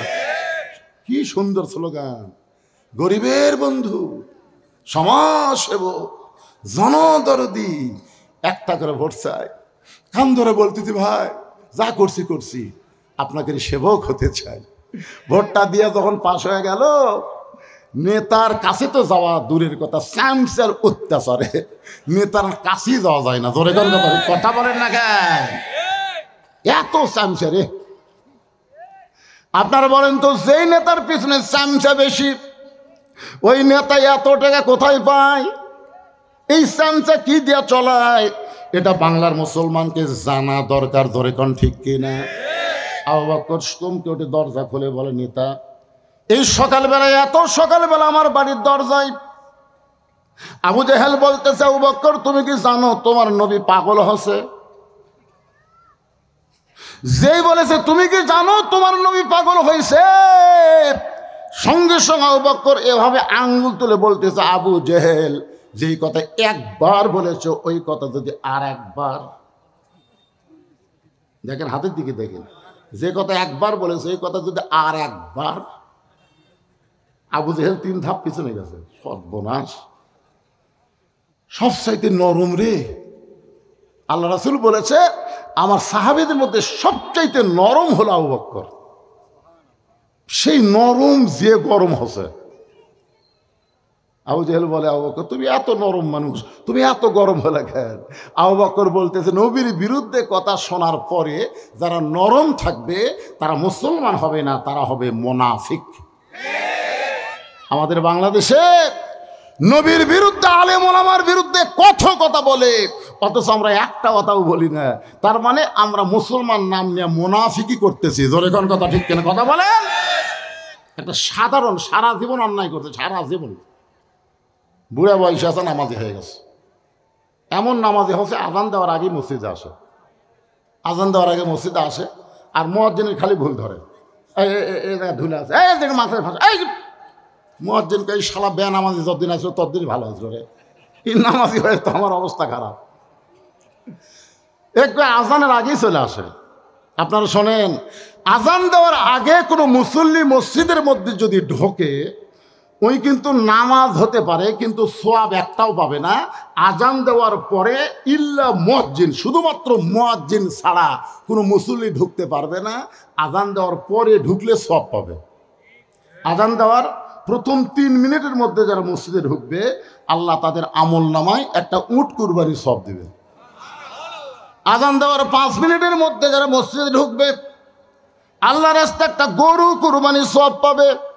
আজান দেওয়ার 10 মিনিটের মধ্যে যারা মসজিদে ঢুকবে, একটা দুম্বা কিংবা ছাগল কুরবানি করার সওয়াব আল্লাহ দিয়ে দিবে। মুয়াজ্জিন যখন আকামত দেবে, এমন সময় কেউ যদি মসজিদে ঢোকে, রাসূল বলেছেন সেও সওয়াব থেকে বঞ্চিত হবে না। তার আমল নামায় একটা ডিম অথবা মুরগি দান করার সওয়াব পাবে। কিন্তু আজান দেওয়ার আগে কেউ যদি মসজিদে ঢোকে, একটা সওয়াবও পাবে না। তাহলে তো হঠাৎ নামাজি তো। একদিন মুরব্বী দেখতেছে মুয়াজ্জিন আজান দিল, আজান দিয়ে যায় গোসল করলো। আজান দিয়ে দেখি করলো, মুরব্বী কয় কে রে, আগে আজান তারপরে গোসল, কিছুই কয়নি। দ্বিতীয় দিন ফজরের আগে এসে দেখে মুয়াজ্জিন আগে আজান দিছে, তারপরে আবার গোসল করছে। তৃতীয় দিন একই কাম করার কারণে মুরব্বী যেই ফজরের নামাজ হয়ে গেছে, মুসল্লি ভাই জরুরি এলান আছে। বলে কি এলান? এই মুয়াজ্জিনকে আমি লাগাতার 3 দিন দেখলাম আগে ফজরের আজান দেয়, তারপরে গোসল করে। সমস্ত মুসল্লি বলতেছে, মুয়াজ্জিন সাহেব ঘটনা কি সত্যি? হ্যাঁ সত্য। তো আপনি আজান দিয়ে গোসল করেন, নাউজুবিল্লাহ, এটা কেমন কথা? বলে এইটা এই শয়তানি, এই শয়তানের জন্য। কারণ টাইম মতো আজান না দিলেই আমার ভুল ধরবি। হ্যাঁ, আয়সা থেকে মসজিদ বসে আছে, দেখাই আগে আজান দিছি, আজান দেওয়ার পরে গোসল করছি। তা আজান দেওয়ার পরে গোসল আপনি কি করছেন? বলে আমি ভাই আপনারা যে 4000 টাকা মাস দেন, এই দিয়ে আমার সংসার চলে না ভাই। ওই যে গুদাম দেখতেছেন, এই গুদামে আমি এশার নামাজ পড়ে কুলিগিরি করতে যাই। ফজরের আজান আগ পর্যন্ত আমি কুলিগিরি করি, আমার গাওটাও ঘামে, শরীরের মধ্যে বহু ময়লা জমে। যে এই সারা বুড়ার কারণে আমি আগে আজান দিয়ে তারপরে গোসল করে ময়লা সাফ করি। চিন্তা করে দেখছেন, আল্লাহর নবী বলেছেন ওই ব্যক্তির মাথা সবচাইতে উপরে থাকবে। শুধু মাথা উপরে থাকবে না, আল্লাহ নিজের হাত দিয়ে তার মাথায় একটা টুপি পরাই দেবে। সেই টুপি পূর্ণিমার চাঁদের চাইতেও আলো হবে। সাহেব বললেন, হুজুর এই মহান ব্যক্তি কে হবে? রাসূল বলেন, ওই ব্যক্তি হবে মসজিদের মুয়াজ্জিন। এত বড় ভালো মানুষের দোষ ধরার জন্যে আমাদের বাংলাদেশে মুসল্লি কম না বেশি? কথা কন না কেন ভাই? যত দোষ ইমামের, যত দোষ মুয়াজ্জিনের, সবসময় দোষ ধরার চিন্তায় থাকবে না। ওনাদের সম্মানের দিকে একটাবার খেয়াল করে দেখবেন, ওনারা কত সম্মানী। নরম মানুষটা গরম হয়ে গেছে। আবু জেহেল বলতেছে, আবু বকর তুমি কি জানো আমি তোমার নবীকে পাগল কেন বললাম? কি বলতে চান? বলে তোমার নবী আজকে সকালবেলা আমার সঙ্গে দেখা করে বলল সে নাকি আজকে রাত্রে বাইতুল মুকাদ্দাসে গিয়ে 2 রাকাত নামাজ পড়াইছে। সেখান থেকে 7 আসমান পাড়ি দিয়ে আল্লাহ আরশে গেল, আল্লাহর সঙ্গে দেখা করে আল্লাহ নাকি 5 ওয়াক্ত নামাজ দিল। আমি জীবনে 2 বার বাইতুল মুকাদ্দাসে গেছি, যেখানে যাইতে লাগে 30 দিন আর আসতে লাগে 30 দিন। আর তোমার নবী কইল আজকে নাকি বাইতুল মুকাদ্দাসে নামাজ পড়ায়া 7 আসমান পাড়ি দিয়ে 5 ওয়াক্ত নামাজ নিয়ে রাতারাতি ফেরত এসে আমার কাছে এই গাঁজা করে গল্প শোনাইলো। এখন বলে আবু বকর এই কথাই বিশ্বাস করা যায়? আবু বকর বলতেছে এই কথা যদি আল্লাহর নবী বলে থাকে তাহলে এক বিন্দু মিথ্যা বলে নাই। লিল্লাহু তাকবীর। আবু জেহেল কয় আমার সকালটাই মাটি রে, আমি কার কাছে গিয়ে খবর দিলাম, কাম তো হলো না। হযরত আবু বকর এক দৌড়ে নবীর কাছে আসলেন। নবীর কাছে এসে দেখেন নবী কাবার সাথে হেলান দিয়া কাঁদতেছেন। আবু বকর মাথার পাগড়ি দিয়া নবীর চোখের পানি মুছিয়ে দিয়ে কপালে একটা চুমা দিয়ে বললেন, ওগো আল্লাহর নবী এই বছর হলো আপনার কষ্টের বছর। সুবহানাল্লাহ কোন। এই বছর হলো আপনার কষ্টের বছর। এই বছরের শুরুর দিকে আপনার চাচা আবু তালেব মারা গেছে। এই বছরের কিছুদিন পরে আপনার দরদের বিবি খাদিজা দুনিয়া থেকে বিদায় নিছে। এই বছর আপনি তাইফের ময়দানে গেলেন, তাইফবাসীরা পাথর মারা আপনাকে রক্তাক্ত করে দিল। আর এই বছরে আপনি নাকি আল্লাহর আরশে গেলেন, আল্লাহ পাক আপনাকে 5 ওয়াক্ত নামাজ দিল। হুজুর এরপরে আপনি কেন এমন করে কাঁদতেছেন? আল্লাহ বলে আবু বকর এই খবর তোমার কাছে কে দিল? বলে আবু জেহেল এই খবর আমাকে দিয়েছে। রাসূল বলে আবু বকর এই কথা কি তোমার বিশ্বাস হয়? আবু বকর বলে সাদ্দাকতা ইয়া রাসূলুল্লাহ, এক বিন্দু মিথ্যা নয়, এক বিন্দু মিথ্যা নয়। সঙ্গে সঙ্গে নবী এক টানে আবু বকরকে বুকের মধ্যে নিয়ে কপালে একটা চুমু দিয়ে বলে আবু বকর। আবু জেহেল সকালবেলা পাগল বলে যাওয়ার পর থেকে আমি এখানে বসে কাঁদতেছিলাম, তুমি সাদ্দাকতা বলার সঙ্গে সঙ্গে আমার সব দুঃখ দূর হয়ে গেল। আল্লাহ বলে হাবিব যে আবু বকর আপনার সাদ্দাকতা বলে দুঃখ দূর করে দিল। আজ থেকে শুধু আবু বকর নয়, আমি আল্লাহ ওরে সিদ্দিক ডিগ্রি দিয়া দিলাম। ইয়া আইয়ুহাল্লাযীনা আমানুত্তাকুল্লাহা ওয়া কুনু মা'আস সাদিকিন। আল্লাহ বলতেছেন যে ঈমানদার বিশ্বাসীরা আল্লাহর ভয় যদি তোমাদের কলিজার মধ্যে রাখতে চাও ওয়া কুনু মা'আস সাদিকিন, তাহলে তোমরা সত্যবাদীদের সাথী হয়ে যাও। আপনারা বলেন আবু বকরের সাথে কি আপনারা থাকতে চান? কারা কারা থাকতে চান? 2 হাত তুলে আল্লাহ দেখান তো দেখি। যারা হাত তুলবেন আল্লাহ এটাতে হাত দুলা করে দিও তো, প্যারালাইসিস দিয়া টান টান করে হাত তোলেন তো কি হচ্ছে? আবু বকর রাদিয়াল্লাহু সঙ্গে থাকতে মন চায় না, হাত টান করেন। লিল্লাহি তাকবীর। হাত নয় মাশাআল্লাহ। আপনারা কিন্তু হয়তো আবু বকরের সাথে থাকার জন্য 2 হাত তুলেছেন, বুঝবেন? লিমা তাকুলু মালা তাফআলুন, কথার সাথে কামের মিল নেই। আল্লাহ বলেছে অমিনান নাসি মা ইয়াকুলু আমান্না বিল্লাহ, মুমিন না মুনাফিক? আল্লাহ বলতেছেন যেন আমাকে বিশ্বাস স্থাপন করেছো, আল্লাহর ভয় যদি কলিজার মধ্যে রাখতে চাও তাহলে তোমরা সাদিকিন বান্দাদের সাথে হও। আপনার বলেন তো বর্তমানে সাদিকিন বান্দা বাংলাদেশে কারা? কারা সত্য কথা বলে, কারা সত্য পথে চলে, কারা মানুষকে সত্য পথে চলার জন্য কষ্ট করতেছে? এরকম কিছু আল্লাহর বান্দা বাংলাদেশে আছে না নাই? এজরে তার আছে না নাই? একটু মনোযোগ দিয়ে শুনবেন। রজব চাঁদে আমি মেরাজের আলোচনা করতেছি, সঙ্গে সঙ্গে চারিদিক থেকে যে কয়জন সাহাবী ছিল সবাই নবীর কাছে একত্র হয়ে বলল, ওগো আল্লাহর নবী আপনি নাকি আজকে রাত্রেবেলা আল্লাহর আরশে গিয়েছিলেন, আল্লাহ নাকি আপনাকে 5 ওয়াক্ত নামাজ দিয়েছে। নবী বললেন সাহাবীরা রে তোমাদের সবার কি বিশ্বাস হয়? সমস্ত সাহাবী বলেন আবু বকরের সঙ্গে আমরা একমত। জোরে গান সুবহানাল্লাহ। আবু বকর রাদিয়াল্লাহু সাথে আমরা কয়মত। নবী বললেন তাহলে বসো। সমস্ত সাহাবীরা বসে গেলেন। এখন নবী মেরাজের ঘটনা শুরু করে দিলেন। বিশাল ঘটনা। আমি মেরাজের ঘটনা আজকে বলবো না ভাইজান, তবে যেই কথাটা গুরুত্বপূর্ণ, ফাসাল্লিলি রব্বিকা ওয়ানহার, 1 নম্বর নামাজ আর 2 নম্বর হলো কুরবানি।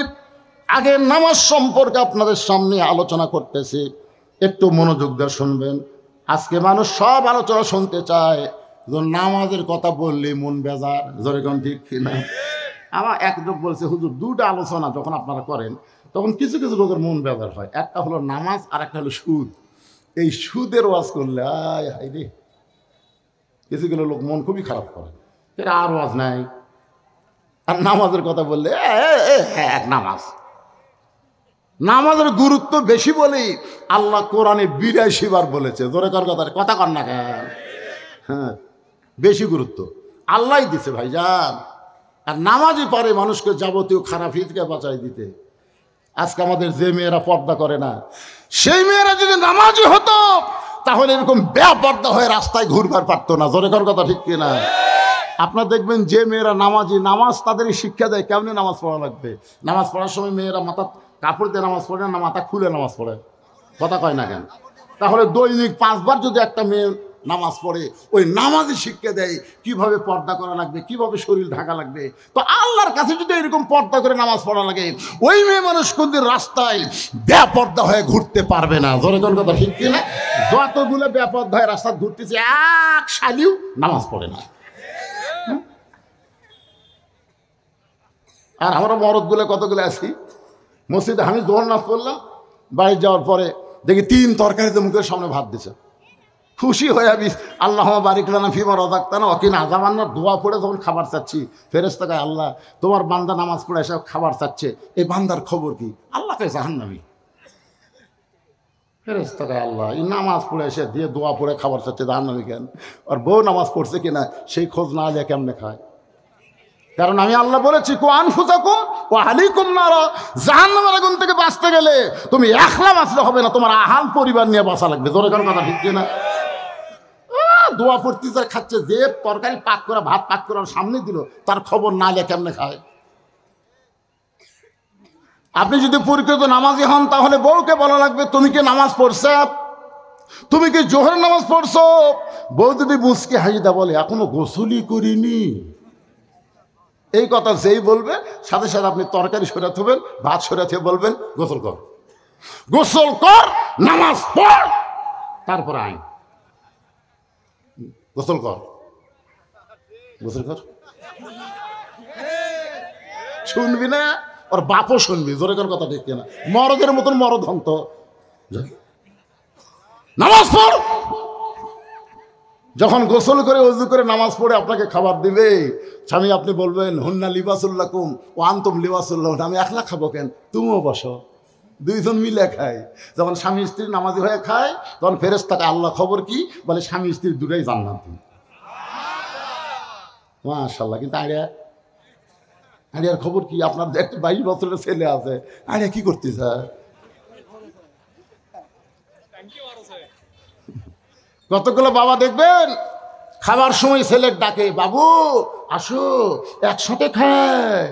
ফেরেশতাকে আল্লাহ খাওয়ার সময় বেটাক ডাকলো, নামাজের সময় ডাকলো না, এর রেজাল্ট কি? কি খাওয়ার সময় ছেলেকে ডাকলেন দুপুরে, জোহর নামার সময় ডাকছেন? 6 বছর থেকে 7 বছর থেকে নামাজের তালিম দেওয়া লাগবে, আর 10 বছর থেকে পড়বার না আসলে ঘাট ধরে তুই যাবি, তোর বাপ যাবি। কথা কর না কেন ভাই? আজকে এই জন্য নামাজের ওয়াজ খারাপ লাগে, পরিবেশগত ভাবে পরিবেশের মধ্যে নামাজের ট্রেনিং না থাকার কারণে। জোরে কোন কথা ঠিক কিনা? কিন্তু যত ওয়াজ আছে, লা সালাতা লা ঈমানা, যার নামাজ নাই তার ঈমান নাই, লা সালাতা লা দীনা, যার নামাজ নাই তার কোনো ধর্ম নাই, বাইনাল আবদি ওয়াল কুফরি তারকুস সালাত, বান্দার কাফেরের মধ্যে পৃথক করার জিনিসটার নামই হলো নামাজ। যারা নামাজ পড়বে তারা হবে বান্দা। ফাদখুলি ফি ইবাদি ওয়াদখুলি জান্নাতি। আর যারা নামাজ পড়বে না তারা হলো কাফের। আপনি নামাজ না পড়ে জান্নাতে যাবার চান কেমনে? অনেকে বলে, হুজুর আমরা না হয় 5 ওয়াক্ত পড়লাম না, কিন্তু জুম্মা তো পড়ি, জুম্মা তো পড়ি। জুম্মা না পড়েন, আপনাদের খবর কি জানেন? আল্লাহ এক সময় বলবে, রহমানুর রহিম তো আল্লাহ, এই 5 ওয়াক্ত নামাজ জুম্মার নামাজেরা আমি আল্লাহ রহমান রহিম, তোমাদেরকেও জান্নাত দিলাম, যাও। তখন জুম্মা পার্টি খুশি হয়ে মারবে দৌড়, যাই দেখবে জান্নাতের দরজাতে একটা তালা। আল্লাহ আপনি আমাকে জান্নাত দিলেন, তালা যে, ওই চাবি খুঁজে দেখ আছে। তখন পকেট খুঁজে দেখবে চাবি একটা আছে। চাবি তালার মধ্যে ঢোকে কিন্তু ঘোরে না, মানে ঢোকে কিন্তু ঘোরে না। তা আল্লাহ ঢুকলো তো ঘোরে না কেন? বলে চাবির মধ্যে 5টা দাগ আছে, ইয়া তালার মধ্যে 5টা দাগ আছে, তোর চাবি তো 5টা দাগ থাকা লাগবে, দেখ তোর দাগ আছে না? আল্লাহ খালি তেল তেলা। কিসের দাগ? বলে ওই যে ফজর, জোহর, আসর, মাগরিব, এশা, এই 5 ওয়াক্ত নামাজের দাগ রে। তালার মধ্যে এই দাগে দাগে মিল খাবি, কুট্টুস করে খুলবি। কান্দিস কা? আমরা খালি জুম্মা পড়ছি, আল্লাহ 5 ওয়াক্ত পড়িনি। আল্লাহকে দেখ, জুম্মার নামাজের কারণে তোরা জান্নাত দেখবার পেলু রে, ফেরত যা। যারা খালি জুম্মা মারতেছেন, আপনার খালি জান্নাত দেখবার পাবেন কিন্তু ঢুকবার পারবেন না। আসসালাতু মিফতাহুল জান্নাহ, নামাজ হচ্ছে বেহেশতের চাবি। এই নামাজ হলো 5 ওয়াক্ত। জোরে বলেন কয় ওয়াক্ত? সমস্ত সাহাবীরা বসে গেছেন। আল্লাহ নবী বলতেছেন মেরাজের মধ্যে কি হলো সব ঘটনা তো বলতে পারবো না। নবী জাহান্নামের মধ্যে যখন গেলেন, আল্লাহ রাসূলকে আল্লাহ দেখাইলেন একদল বাপ জাহান্নামের মধ্যে মুস্কি মুস্কি হাসতেছে। মানে কিয়ামত পর্যন্ত কি হবে আল্লাহ তাআলা সব নবীকে দেখাচ্ছেন। সুবহানাল্লাহ বলেন। জাহান্নামের মধ্যে একদল বাপ মুস্কি মুস্কি হাসতেছে। তো নবী কয়, জিবরাইল ভাই, এই বাপেরা হাসে কেন? বলে হাসার কারণ হলো এরা দুনিয়াতে ছেলে রেখাইছে, মেয়ে রেখাইছে। ওই মেয়েরা পর্দার মধ্যে আছে, ছেলেরা 5 ওয়াক্ত নামাজ পড়ে বাপের জন্য দোয়া করে, রব্বির হামহুমা কামা রব্বায়ানি সগীরা। এই পাপ করে জাহান্নামী হয়েছে, কিন্তু এদের সন্তানের কারণে এরা অতি শীঘ্রই এই জাহান্নাম থেকে মুক্তি পেয়ে জান্নাতে যাবে। এই জন্য এরা হাসতেছে। এরা নিজের কর্মগুলো জাহান্নামী, কিন্তু সন্তানদের কারণে আল্লাহ এদেরকে জান্নাত দিবে, ঘোষণা এসে গেছে। আর 2-4 দিন পরই এরা জান্নাতে যাবে। এই জন্য নবী যখন জান্নাতের মধ্যে গেলেন, তখন তাকে কতগুলো বাপ মা হাউমাউ করে কান দিচ্ছে। নবী কয়, কেন জিবরাইল, এটি জান্নাতের মধ্যে এরা কান দেখেন? বলে জান্নাতের কান্নার কারণ হলো এদের আমলগুলো এরা জান্নাত পাবে, কিন্তু এদের সন্তানের কারণে ঠিক মতো মানুষ না করে অমানুষ করে থুয়ে আইছে। আজান দিলে ঘাড় কাত করে বাড়ির যায়, ওর মেয়ে এখন পরিমণি হয়ে ঘুরে বেড়ায়। এই যে আল্লাহ কসে বেটা বেটি জন্মানলি মানুষ করে পারলি না, ওই মেয়ে ছেলের পাপের কারণে অতি সত্তর আমি আল্লাহ তোকে জাহান্নাম দেবো রে। এই জাহান্নামে যাওয়ার চিন্তায় এরা কান দিচ্ছে। এখন চিন্তা করেন, মরে তো যাবেন ভাই, মরার আগে বেটা বেটি কি করে থুয়ে যাচ্ছেন? আর কথা কয় না। সাইজ করার দরকার আছে না নাই? আপনার ছেলেগুলো যেন ভালো হয়, মেয়েগুলো যেন ভালো হয়। বাবা হিসাবে আপনার দায়িত্ব, মা হিসাবে আপনার দায়িত্ব। এই 5 ওয়াক্ত নামাজ হলো 70 রাকাত। আল্লাহ আমাদের সর্বসাকুল্যে 70 রাকাত নামাজ দিয়েছেন। এই 70 রাকাত নামাজ 5 ভাগে ভাগ করে দিয়েছেন। 5টা ওয়াক্ত। ওয়াক্ত মানে কি? কথা কয় না। নামাজ পড়াও যেমন ফরজ, ওয়াক্ত তালাশ করাও কথা কয় না, জোরে বলা লাগবে। কোন নামাজ কখন পড়েন আপনারা? হ্যাঁ, ওয়াক্ত বোঝেন না আপনারা? 24 ঘন্টার মধ্যে 5টা সময় আল্লাহর পছন্দ। সূর্য উদয়ের আগে হলো ফজরের 2 রাকাত ফরজ নামাজ। সূর্য যখন পশ্চিম দিকে হেলে যাবে এমন সময় 4 রাকাত ফরজ, সেই নামাজের নাম হলো জোহরের নামাজ। সূর্যের পাওয়ার যখন কমে যাবে, সূর্য থাকবে আসমানে কিন্তু পাওয়ার থাকবে না, ওই নামাজ হলো আসরের 4 রাকাত ফরজ নামাজ। সূর্য ডুবে যাওয়ার সঙ্গে সঙ্গে বেশি দেরি করা যাবে না, 3 রাকাত নামাজ ফরজ, তার নাম হলো মাগরিবের নামাজ। যখন কিসের নামাজ? রাত যখন অন্ধকার হবে, রাত যখন অন্ধকার হয়ে যাবে এমন সময় 4 রাকাত নামাজ জামাত আদায় করা লাগবে। ওই নামাজের নাম হলো এশার নামাজ। আল্লাহর একজন পয়গম্বর এখন পর্যন্ত জীবিত আছে 4র্থ আসমানে। আপনারা বলেন তো সেই পয়গম্বরের নাম কি? ঈসা নবী। ঈসা নবীকে আল্লাহ যখন দুনিয়া থেকে আসমানে নিয়ে গেলেন, ঈসা বলতেছে, আল্লাহ দুনিয়াতে মানুষ মরার জন্য যায়, কিন্তু আমার তো মৃত্যু হলো না। আল্লাহ আপনি আমাকে আসমানে নিয়ে আসলেন। আল্লাহ বলি, ঈসা তোমারও মৃত্যু হবে। ঈসা বলতেছে আল্লাহ আমার মৃত্যু কি তাহলে এই আসমানি হবে? আল্লাহ বলেন না, তোমার মৃত্যু দুনিয়াতে হবে। ঈসা বলেন আল্লাহ কবে আবার দুনিয়াতে আমাকে প্রেরণ করবেন? আল্লাহ বললেন আবার তোমাকে নবী করে প্রেরণ করব না, বিশ্ব নবীর উম্মত করে তোমাকে প্রেরণ করা হবে। সঙ্গে সঙ্গে ঈসা নবী বিশ্ব নবীর উম্মত হওয়ার কথা শুনে এক নিয়তে 4 রাকাত নামাজ আদায় করলো। ওই 4 রাকাত নামাজ আল্লাহ এতই ভালো লাগছে, আল্লাহ বলে নবী গো, ঈসা নবী আপনার উম্মত হওয়ার খুশিতে যে 4 রাকাত নামাজ পড়লো, ওই 4 রাকাত নামাজ আমি যত্ন করে রেখে দিয়েছি। আজকে আপনার উম্মতের জন্যে লাইলাতুল মিরাজে এশার 4 রাকাত হিসাবে দিয়ে দিলাম। আপনার উম্মতেরা এশার 4 রাকাত নামাজ যখন জামাতে আদায় করবে, ঈসা নবীর সমপরিমাণ সওয়াব আমি আল্লাহ দিয়া দিব। এই মাহফিলের পরে যে নামাজটা আমাদের সামনে আসতেছে সেই নামাজের নাম কি? আরো জোরে কন। কারা কারা পড়বেন না হাত তোলেন। না ওই দুটো বুঝতে পারেনি, ওই মুরব্বী কোনোদিন হাত তুলতে পারবে না, পড়ার কথা কয় হাত তুল। 2-1টা যুবক তুললে বোঝা যেত, এরা তো শুনতেইছে না, তারপরে হাত তোলেনি। এতে 3 জন কি গল্প করতেছে? বাবা কারা কারা এসার নামাজ পড়বেন না রে? যুবক আজকে তাওলা বড় উত্তরের মাহফিল সফল সফল। এই হাজার হাজার মানুষের মধ্যে একজনও নামাজ না পড়ার লোক নেই। এখন যদি বলি কারা কারা মগের নামাজ পড়েননি, যে লোক মগরিব পড়েনি ওই লোক এসব পড়বি আমার মনে করছে না।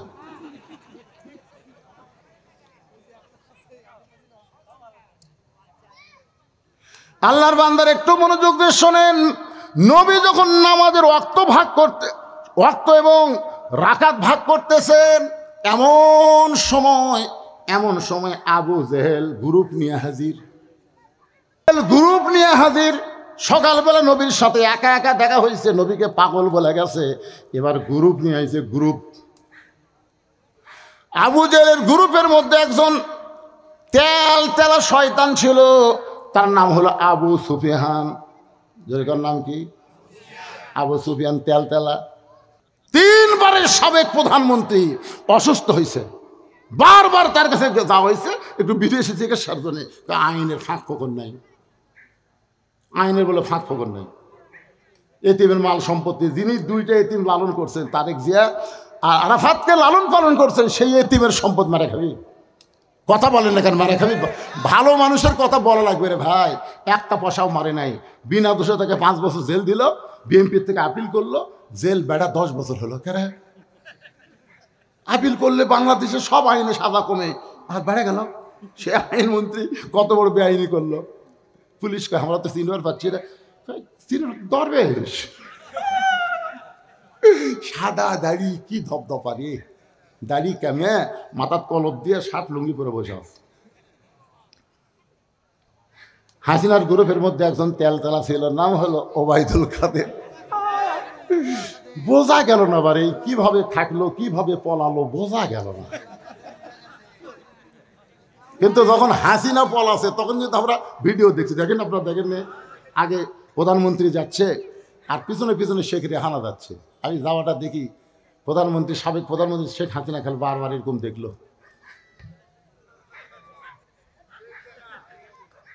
ওই সময় আমি একটা গান গাইছি, আর বউ আমার পাশেই ছিল। চলতে পথে 2 দিন থামিলাম, যাবার কালে এক সংসারও দেখা না পাইলাম। ও আমার সাদের মালা যায় রে ছিঁড়ে, রইব না আর বেশি দিন বাংলার মাটিতে। বাজান কোথায় কাদের সাথ? 2 জন ধরে টেনে তুলে দেওয়া হতো, কোনো মতে মাইকটা পাওয়ার সঙ্গে সঙ্গে বারবার একই কথা বলতো, খেলা হবে খেলা হবে। এরা কিন্তু তেলা, এরা হাসিনার সঙ্গেও ছিল না, কোনো কালই ওরা থাকবে না। ধরে কোন কথা ঠিক না? কেমন তেলা আইনমন্ত্রী, লঙ্গি শার্ট পরে নৌকার মাঝি হয়ে গেছে, যার কাছে বলা হয়েছিল আল্লামা সাইদি হুজুর কোনো অপরাধ করে নাই, বিনা দোষে তাকে জেলের মধ্যে আটকে রাখছেন। তাকে মুক্ত দেওয়া কি যায় না? বলে আইনের বর্তায় ঘটানো যাবে না, আইন যা করবে তাই। কে আইনমন্ত্রী?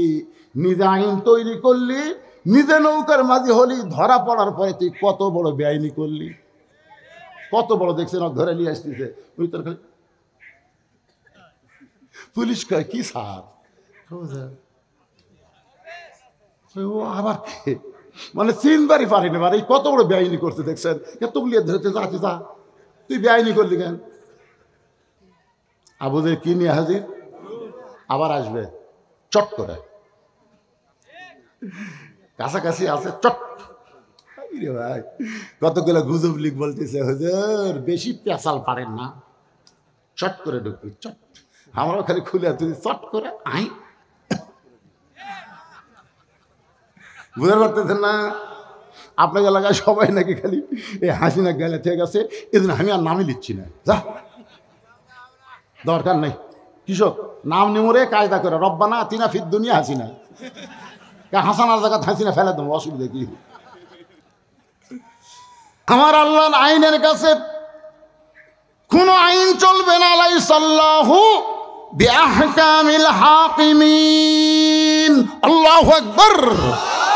একটু মনোযোগ দিয়ে শোনেন। তেলতলা গোয়েন্দার আবু সুফিয়ান বলতেছে, ও মুসলমানের নবী, তুমি যা বলবা মুসলমান তাই বিশ্বাস করবে, কিন্তু আমরা বিশ্বাস করি না। কথাটা খেয়াল করবে। রে বাবা তোমরা গল্প করো না। ও মুসলমানের নবী, ও মুসলমানের নবী, তুমি যা বলবা মুসলমান তাই বিশ্বাস করবে, কিন্তু আমরা বিশ্বাস করি না। সঙ্গে সঙ্গে ওমর ফারুক দাঁড়াইছে। কি দাঁড়াইছে? জোরে বলেন না কেন? আচ্ছা, আবু জেহেল ভুল করে যদি আবু বকরের দরজাত না যায়, সকালবেলা যদি উমরের দরজাত যেত, তাহলে আপনারা বলেন তো কি হতো? সবচাইতে নরমটা যেরকম, তাহলে সবচাইতে গরমটা কি করতো? ওমর ফারুক দাঁড়িয়ে বলতেছে, রে কাফেরের বাচ্চারা, আমাদের নবী নামাজ সম্পর্কে ওয়াজ করবে, এখানে তোদের ডাকলো কে?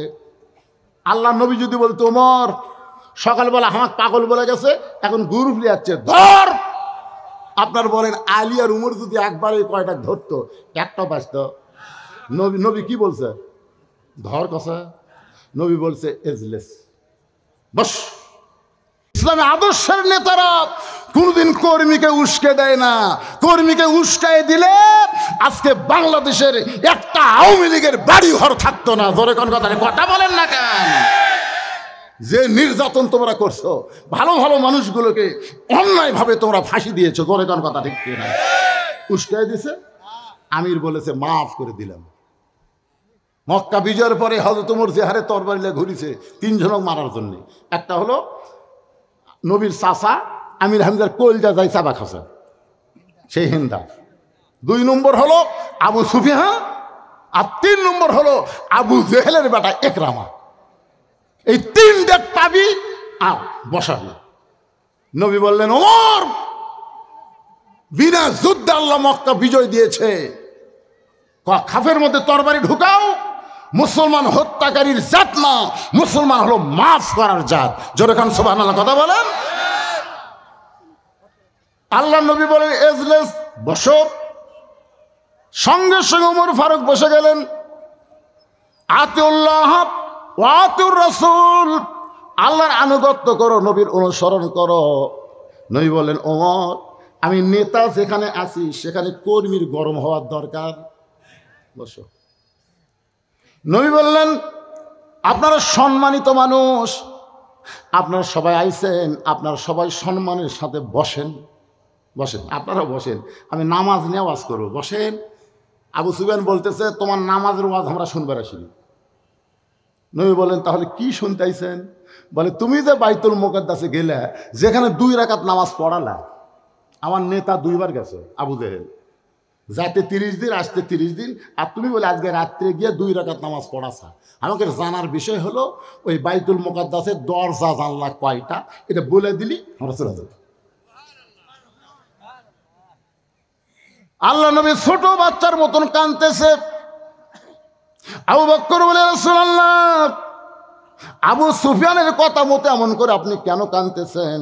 রাসূল বলে, আবু বকর, আমি বাইতুল মুকাদ্দাসের মধ্যে 2 রাকাত নামাজ পড়াইছি, আমি তো দরজা জানলা গোনার জন্য যাইনি। দুসরা মসজিদে আপনার নামাজ পড়লেন, কেন্দ্রীয় মসজিদে। একজন বলছে, ভাই আপনি কি নামাজ পড়ছেন? ভাই সামনে কাতারে, বিশ্বাস হয় না। আরে সামনে কাতারে পড়ছি রে, বিশ্বাস হয় না। তো তোর বিশ্বাস হবি কেমনে কম? ওই বলতে হবে মসজিদে কয়টা ফ্যান আছে। আপনারা বলেন তো, মসজিদে কি আপনার ফ্যান গোনার জন্য যান? কত বড় খারাপ প্রশ্ন যে দরজা জানলা কয়টা সেটা বলে। নবী যখন ছোট বাচ্চার মতন কান্দে, আবু বকর বলে, রাসূলুল্লাহ সকালবেলা আপনাকে আবু জেহেল পাগল বলে গেছে, এখন গ্রুপ নিয়ে আইসে আপনাকে চূড়ান্ত অপমান করার জন্য। হুজুর আপনি অপমান সহ্য করতে কি পারবেন? নবী যখন এমন করে কান্দে, এমন সময় জিবরাইল নবীর সামনে হাজির হয়ে বলেন, ওয়ারাফা'না লাকা যিকরাক, ওগো নবী, দুনিয়া থেকে আরশে যে আল্লাহ নিয়ে যায় সে অপমান হবে এমন চিন্তা করবেন না। বাইতুল মুকাদ্দাসের দরজা জানলা কয়টা আপনি বলতে পারতেছেন না তো কি হয়েছে? আমি জিবরাইল গোটা বাইতুল মুকাদ্দাস আপনার সামনে হাজির করে আমার হাতের উপরে বাইতুল মুকাদ্দাস ঘুরাতে থাকবো, আপনি গুনে গুনে গুনে গুনে উত্তর দিয়া দিবে। তুইজ্জু মান তাশা পড়েন, তুইজ্জু মান তাশা ওয়া তুযিল্লু মান তাশা বিয়াদিকাল খায়র ইন্নাকা আলা কুল্লি শাইইন কাদির। গোটা বাইতুল মুকাদ্দাস নবীর সামনে হাজির করা হলো।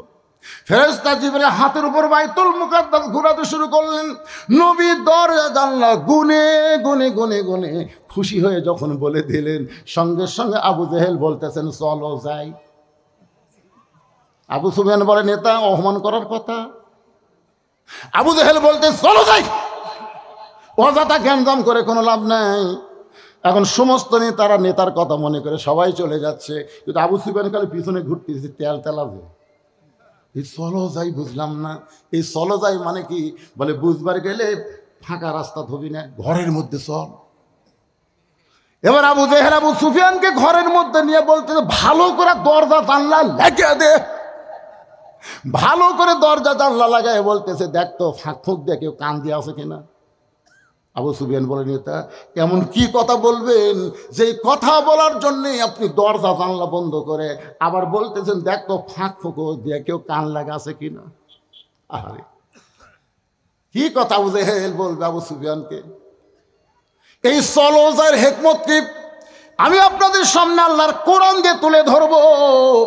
ফজরের 2 রাকাত নামাজ যদি আপনারা জামাতের সঙ্গে আদায় করতে পারেন, আদম নবীর সমপরিমাণ সওয়াব আল্লাহ আপনাদেরকে দান করে দিবে। আমি চলো যাইনি আপনাদের সামনে, এখন আসতেছি কোরআন হাতে, শুনবেন না ভাইজান? আমাদের বাংলাদেশকে সামনেও আমরা চলো যাই। এশার নামাজ পড়লে কি সওয়াব হবে এই জন্যই সেটা আগে বলে দিলাম। না না তো খারাপ অবস্থা, এরকম ওঠা বসা। আল্লাহ তোমার একজন বান্দা কিছু দান করেছে, আল্লাহ দানকে কবুল করেন, আল্লাহুম্মা আমিন।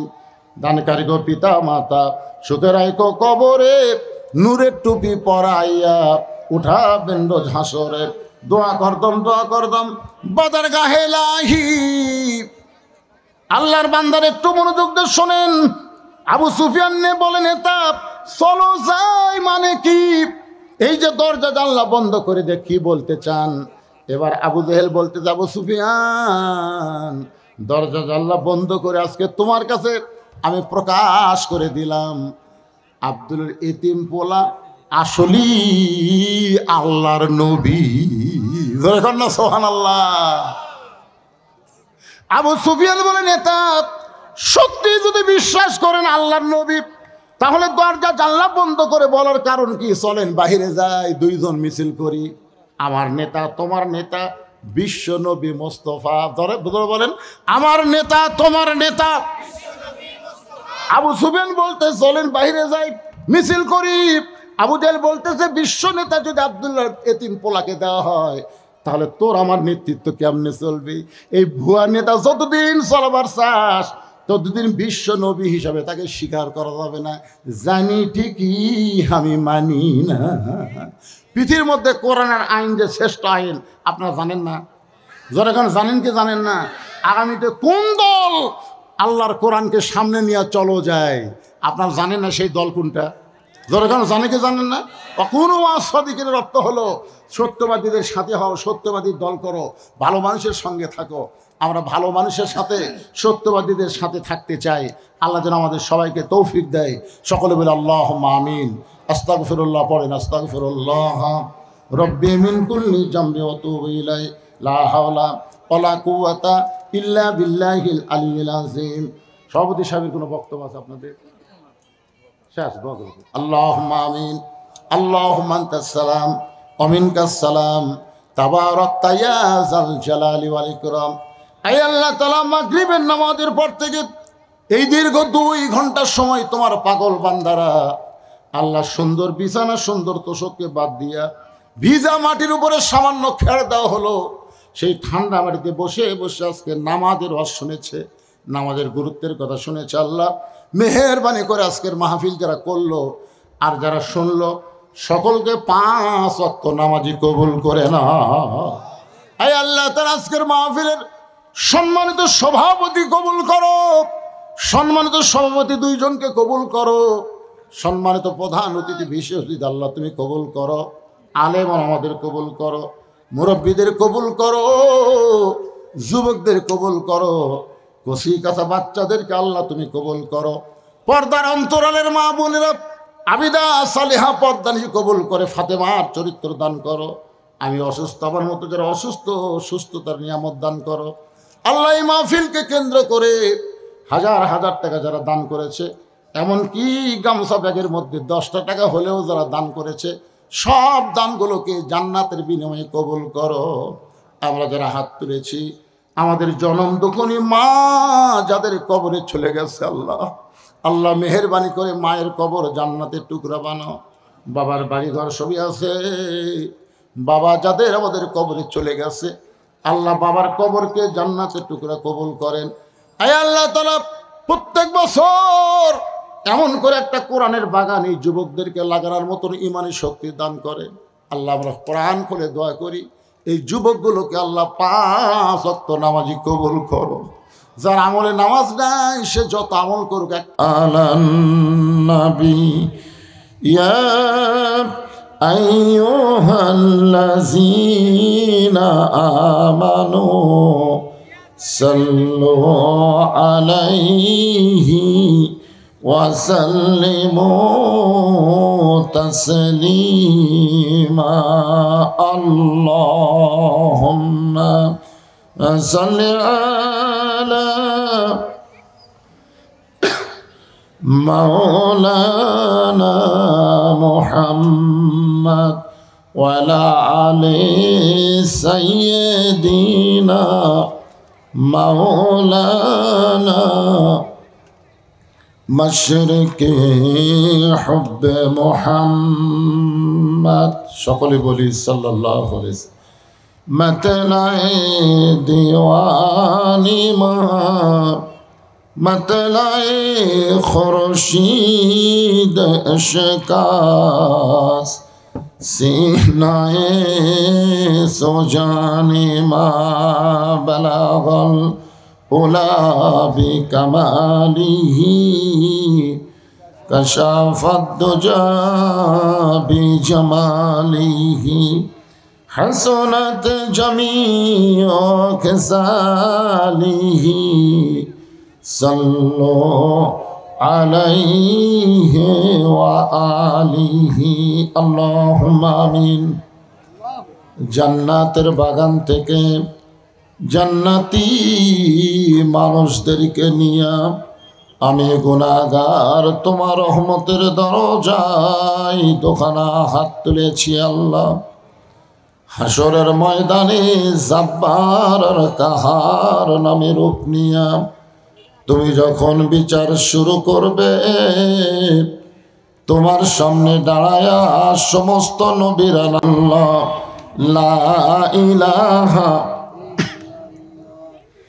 মরণের কালে বুঝিতে পারিবা, কবরে গেলে বুঝিতে পারিবা, এই কলেমার কত গুণ। লা ইলাহা ইল্লাল্লাহ বলো রে পাগল মন, লা ইলাহা ইল্লাল্লাহ জোরে লা ইলাহা থাকার কারণে আল্লাহ তার জীবনের সব গুনাহ মাফ করে দেয়। এত দামি একটা জিকির, অথচ সবাই মুখ খুলতেছেন না। জবান খুলে আল্লাহর মহব্বতে লা ইলাহা ইল্লাল্লাহ, লা ইলাহা। যার দিলে আছে আমার আল্লাহর ভয়, যার মনে আছে আল্লাহর ভয়, যার দিলে আছে আল্লাহর ভয়, আল্লাহ আল্লাহ সব সময়। আহার নিদ্রা ভালো লাগে না, এই দুনিয়া ভালো লাগে না, ভালো লাগে শুধু আল্লাহ জোরে লা ইলাহা ইল্লাল্লাহ,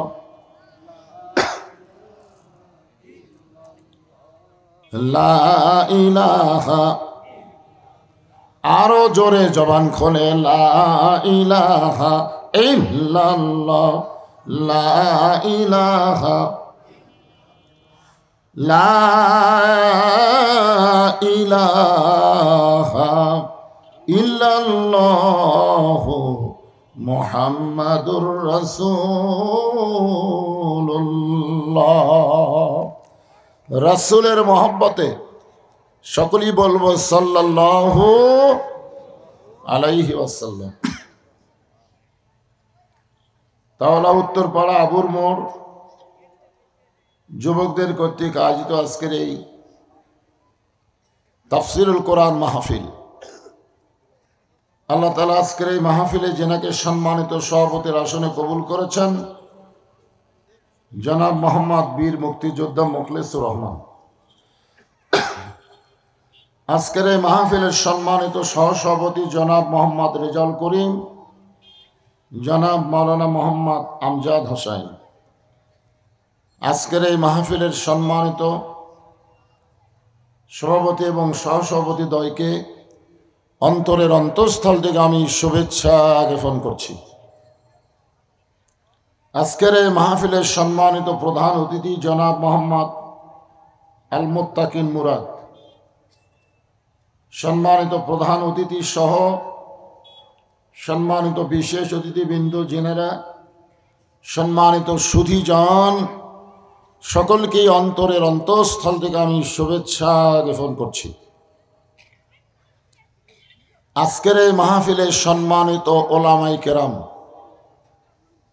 আপনাদের মাঝে মাঝে যে সমস্ত আলেম ওলামা বসে আছেন, মঞ্চে আছেন, মাগরিবের আগে যিনারা আলোচনা করে আপনাদেরকে শোনাইছেন, আলেম ওলামা সহ আজকের মাহফিলের বক্তাগণকে অন্তরের অন্তঃস্থল থেকে আমি শুভেচ্ছা জ্ঞাপন করছি।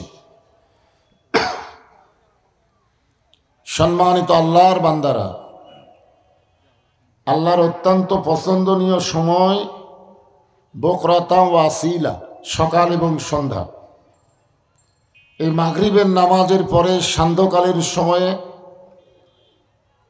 কোরআন হাদিসের আকর্ষণ কলিজার মধ্যে নিয়ে আল্লাহ রাসূলের মহব্বতে এই জান্নাতের টুকরায় যারা বসেছেন, আমি আমার অন্তরের অন্তঃস্থল থেকে আপনাদের সবাইকে শুভেচ্ছা জ্ঞাপন করছি। সম্মানিত মা বোনেরা, পর্দার অন্তরালে বসে বসে যারা আলোচনা শুনতেছেন, তাদেরকে শ্রদ্ধা জ্ঞাপন করে এই মুহূর্তে জানতে চাচ্ছি আপনারা সকলে কেমন আছেন? আলহামদুলিল্লাহ রব্বিল আলামিন। যে আল্লাহ শারীরিক সুস্থতা দান করে মানসিক প্রশান্তি। আসলে গত বছর এই সময় আমাদের শারীরিক সুস্থতা অনেকেরই ছিল, কিন্তু মানসিক প্রশান্তি ছিল না, মনের একটা শান্তি, ঠিক কিনা বলেন? সবসময় মনে একটা হইতো, আজরাইলের চাইতে আমরা পুলিশ ধরা বেশি চিন্তা করতাম। আজরাইল ধরবে এর চিন্তা আমাদের নাই, কিন্তু পুলিশ ধরার চিন্তা ছিল। না জানি কি হয় কি হয়, এরকম একটা অশান্তি। বর্তমানে 5ই আগস্টের পরে এই অশান্তি আর নাই, এখন হলো প্রশান্তি। জোরে কোন সুবহানাল্লাহ। শারীরিক সুস্থতা এবং মানসিক প্রশান্তি লাভের জন্য আজকের এই জান্নাতের বাগানে আল্লাহ আমাদেরকে কবুল করেছেন। খুশি না বেজার? তাহলে জবান খুলে সমস্বরে সকলে বলবো রব্বানা লাকাল হামদ হামদান কাসীরান তাইয়িবান মুবারাকান ফিহি। আমরা প্রশংসা করলাম কার? কেন করলাম? এই কারণে আল্লাহর প্রশংসা আমরা বেশি বেশি করব যে রুহের জগৎ, এই দুনিয়াতে আসার আগে আর একটা জগতে আমরা ছিলাম না? এই জগৎকে বলা হয় আলমে আরওয়াহ, রুহের জগৎ। এই রুহের জগতের ভিতরে অসংখ্য রুহুর মধ্যে আল্লাহ আমাদের রুহুগুলোকে অত্যন্ত ভালোবেসেছেন, যে ভালোবাসার কারণে দুনিয়াতে আল্লাহ আমাদেরকে মুসলমানের ঘরে কবুল করেছেন। আচ্ছা, আমি কোন জায়গাতে ওয়াজ করতেছি? যে কথাটা আমি বললাম, কথাটাই বুঝেনি মনে হয়। 2-1 জন সুবহানাল্লাহ করলেন, বাদ বাকি করলেন না। তার মানে আল্লাহ যদি চাইতো আমাদেরকে হিন্দু বৌদ্ধ খ্রিস্টানদের ঘরেও পাঠাবার পারত না? কিন্তু আল্লাহ কি চাইছে? আল্লাহ না চেয়ে সরাসরি আমাদেরকে মুসলমানের ঘরে কবুল করেছেন। হ্যাঁ, আল্লাহ কোরআনে বলেছেন লা তামুতুন্না ইল্লা ওয়া আনতুম মুসলিমুন, মুসলমান না হয়ে তোমরা কেউ মরো না। আপনারা বলেন তো, হিন্দু বৌদ্ধ খ্রিস্টানদের ঘরে যদি আমরা জন্ম নিতাম, তাহলে মুসলমান হয়ে মরা সহজ না কঠিন? আমাদের জন্য কঠিন আছে? নাই। মুসলমান হয়ে মরা যে কত কঠিন, যার প্রমাণ হলো নবীর চাচা আবু তালেব, যিনি আল্লাহ রাসূলকে লালন পালন করেছেন। আল্লাহ রাসূল বলেছেন, মায়ের পেটে আমি এতিম ছিলাম। মায়ের পেটে যখন ছিলাম তখন আমি কি ছিলাম? এতিম। আমার বাপ মারা গেছে, কিন্তু দুনিয়াতে আসার পরে আমি আর এতিম ছিলাম না। কারণ ভাগ্যগুণ এমন একটা চাচা পাইছিলাম, যেই চাচা আমাকে এমন দরদ দিয়ে ভালোবাসা দিয়ে লালন পালন করেছে, আমার যে বাবা নাই এটা আমি মনে হয়নি। অথচ এই চাচা আবু তালেব কিন্তু মুসলমান হয়ে মরতে পারেনি। মরার সময় কাফের হয়ে মরেছে। কারণ কি? নবী তো এত বড় একটা কথা বলেছিলেন, চাচা খালি শুধু একটা বার বলবেন লা ইলাহা ইল্লাল্লাহ, আমি আপনাকে হাত ধরে জান্নাতে পৌঁছায় দেব। এত বড় কথা নবী বলেছেন। তারপরও চাচা কি বলছেন? যে মরি যখন যাচ্ছি বাবা, বাপ দাদার ধর্ম ছাড়ব না। এখান থেকে প্রমাণ হলো অন্য ধর্মে জন্ম নিয়ে মুসলমান হয়ে মরা খুবই কঠিন। কিন্তু আল্লাহ তাআলা আমাদের এই কঠিন জিনিসটা রাখে নাই, সহজ করে দিয়েছে। মুসলমানের ঘরে জন্ম নিয়েছি, মুসলমান হিসাবে অবশ্যই আল্লাহ আমাদের মৃত্যু দিবে ইনশাআল্লাহ। এ কারণে আমরা খুশি না বেজার? তাহলে জবান খুলে আবার বলবো আলহামদুলিল্লাহ। আল্লাহর প্রশংসা করার কারণ হলো আল্লাহ আমাদের ভাগ্য এত ভালো যে আমাদেরকে বিশ্ব নবীর উম্মত হিসাবে কবুল করেছেন। কোন নবী? যেই নবীর উম্মত হওয়ার জন্য অন্যান্য নবীরা পর্যন্ত আল্লাহর কাছে লালায়িত ছিলেন, যে আল্লাহ আমাদেরকে নবী না করে যদি বিশ্ব নবীর উম্মত করতেন তাহলেই আমাদের ভাগ্যটা প্রসন্ন হতো। কিন্তু আল্লাহ তাদের এই চাহিদাকে, এই চাওয়াকে পুরা করেনি। বিনা দরখাস্তে আমরা আল্লাহর কাছে কোনোদিন চাইছি? কোন তো আমরা চাইছি? বিনা চাওয়ায় আল্লাহ আমাদেরকে সেই নবীর উম্মত হিসাবে কবুল করলেন। খুশি না বেজার? আপনারা বলেন তো, বিশ্ব নবীর উম্মত হওয়ার মধ্যে 1 নম্বর লাভ কি? 1 নম্বর লাভ হচ্ছে, আসেন আমার মুক্তার, আসেন আমার ব্যারিস্টার, শেষ বিচারের হাইকোর্টেতে তিনি আমায় করবেন পার, আমি পাপী রাসূল জাবিন্দার। শেষ বিচার বোঝেন? বাংলাদেশে যতগুলো বিচার হয়েছে এগুলো তো অবিচার। বিচারের নামে কি? অবিচার, শেষ বিচার।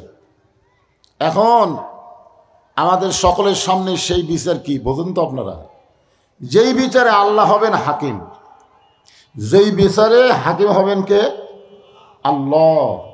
আর আমরা সবাই হব আসামি। আমরা সবাই কি হব? আসামি হব। ওই সময় আমাদের নবী উকিল হবেন, ব্যারিস্টার হবেন, আল্লাহর কাছে আমাদের পক্ষে জেরা করবেন, জেরা করে সুপারিশ করে আমাদেরকে জান্নাতে পৌঁছায় দিবেন। এমন নবীর উম্মত হওয়াতে খুশি না বেজার? তাহলে জবান খুলে আর একবার বলি আলহামদুলিল্লাহ। আল্লাহর প্রশংসা করার কারণ হলো আপনার যে কোরআন থেকে তাফসির শুনবেন, এই কোরআনে কোনো সন্দেহ, এতগুলো মানুষ আমার সামনে 2-4 জন নাই করলেন, বাদ বাকি যারা নাই কননি তারকে কোন কান্দের ফেরেস্তা লেখছে? যারা নাই কয়নি না, বাম কান্দের ফেরেস্তা তো কি লিখবে? কারণ এ আপনাকে কোন জায়গাত কি বাঁচতেছে? ও আচ্ছা আচ্ছা, ক্যামেরা। এরা আবার 2 দিকে 2 সেট চালু করছে। এ বাবা, এ ফাঁক ফাঁক করে দেখবার দাও তো, অনেকদিন পর আইসি তো এলাকায়। খালি তো ওয়াজ শোনে, আমার ওয়াজ তো ইউটিউবে সবাই শোনে, শোনে না? আজকে একটু দেখার জন্য আইছে, বুঝলেন না? দেখবে এবং শুনবে, এ দেখাতে কোনো বিরক্ত ঘটায় না। হ্যাঁ, আপনারা একটু ধৈর্য ধরে শুনবেন। আর এই তো কি অবস্থা হলো, মানুষজন যে হারে আসা শুরু হলো, এই ছেলেরা কি করবে এখন আল্লাহ ভালো জানে। আপনারা এই সাইডে এইদিকে একটু চাপে চাপে আসেন তো বাবা। আমি নামাজ পড়ার সময় দেখলাম যে মাটিটা খুব কাঁচা, আমার হাঁটু বললো, হাঁটু ডাবে গেল। তাহলে কাঁচা মাটির উপরে সামান্য খ্যার দিয়ে আপনাদের বসার ব্যবস্থা করে দিয়েছি। এমনি তো শীতের রাত, মাঘের জাড়ে বাঘ কান্দে, আর সেই শীতের রাতে সামান্য খ্যার দিয়ে আপনাদের বসতে দিয়েছে। ফাঁকা ফাঁকা না বসে আল্লাহর রাস্তায় জমে বসেন, তল থেকে ঠান্ডা হলেও শরীরের ভাইয়ের গায়ে রসুম লেগে মোটামুটি গরম হবে ইনশাআল্লাহ। এই জন্য চাপা বসেন, চাপা বসেন। কারো সামনে যদি ফাঁকা থাকে, ফাঁকা তো নেই, তারপরেও যদি থাকে একটু জমে বসেন। আর এই সাইড থেকে একবার পুরা করে বসেন, এই সাইড থেকে একবার পুরা হয়ে আপনারা বসেন। যারা আসতেছেন তারা এই সাইডের দিকে চলে আসেন। হ্যাঁ, চাপেন আর হইচই না করে, কথাবার্তা না বলে জিকির করেন আর সামনে চাপেন। লা ইলাহা ইল্লাল্লাহ, লা ইলাহা ইল্লাল্লাহ। চাঁদ সূরজ আর গ্রহ তারা, আল্লাহ নামের পাগল পারা। চাঁদ সূরজ আর গ্রহ তারা, আল্লাহ নামের পাগল পারা। আমার আল্লাহ নামের এতই দয়া, আল্লাহ নামের এতই মায়া, লুকিয়ে রাখছেন হে আল্লাহ জোরে লা ইলাহা ইল্লাল্লাহ, লা ইলাহা, জোরে জোরে লা ইলাহা, লা ইলাহা ইল্লাল্লাহ মুহাম্মাদুর রাসূলুল্লাহ সাল্লাল্লাহু আলাইহি ওয়াসাল্লাম। যতবার নবীর নাম শুনবো অথবা বলবো, যতবার, প্রত্যেকবারই বলতে হবে সাল্লাল্লাহু আলাইহি ওয়াসাল্লাম। আপনি যখন নবীর প্রতি দরুদ শরীফ পড়লেন, আপনি এত ভাগ্যবান হয়ে গেলেন যে একদল ফেরেশতা আপনার দরুদগুলো রাসূলের রওজা মোবারকে আপনার নাম, জায়গার নাম, এমনকি আপনার বাপ মায়ের নাম পর্যন্ত পৌঁছানো হবে। সুবহানাল্লাহ বলেন। আপনি আছেন কোথায় আর দরুদগুলো গেল কোথায়? একটু বিশ্বাস করবেন, বিশ্বাসে মিলাই বস্তু তর্কে বহুদূর। তর্ক করা যাবে না, বিশ্বাস করতে হবে। মুসলমানের বিশ্বাসের উপরে ঈমান, জোরে করার কথা ঠিক কিনা? হ্যাঁ। তাহলে যে কোরআন থেকে আপনার তাফসির শুনবেন, তাফসির শোনার জন্য এখন আর জায়গা হচ্ছে না, ভিড়াভিড়ি হচ্ছে। আপনার বলেন সবাই এক বাক্যে, এই কোরআনে কোনো সন্দেহ হ্যাঁ আছে? নেই।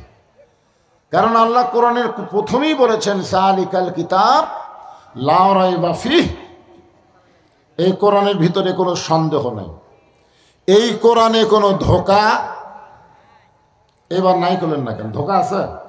তাহলে সবাই বলবেন এই কোরআনে কোনো গোজামিল। মাশাআল্লাহ। এখন আপনারা বলেন, বর্তমান যে সংবিধান দিয়ে আমাদের বাংলাদেশ চলতেছে, যে সংবিধানের উপর আমরা বাংলাদেশ চলতেছে, এই সংবিধানের মধ্যে সন্দেহ আছে? সবাই বললেন না, জোরে বলেন। এই সংবিধানের মধ্যে ধোঁকা, গোজামিল।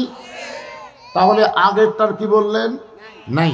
তিনবারই বলছেন নাই, আর পরেরটা তিনবারই বলছেন আছে। তো এখন ভেজাল জিনিস নিয়ে চলবেন, আর মরার সময় মুসলমান হয়ে মরবেন, এইটা সম্ভব? মুসলমান জন্ম দিয়ে তার সন্তানকে হিন্দুর বাড়িতে লালন পালন করতে দিছে, 10 বছর পরে মুসলমান তার সন্তানকে ফেরত নিছে।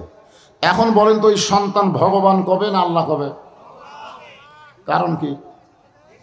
কারণ লালন পালন হয়েছে হিন্দুর বাড়ি, যতই মুসলমান জন্ম দিক।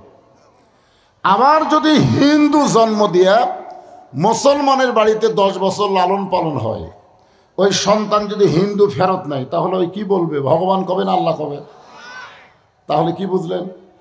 যে মুসলমান হিন্দু হয়ে জন্ম দিলেই হবে না, পরিবেশের উপর বড় করা লাগবে। ধরে কোন কথা ঠিক কি না?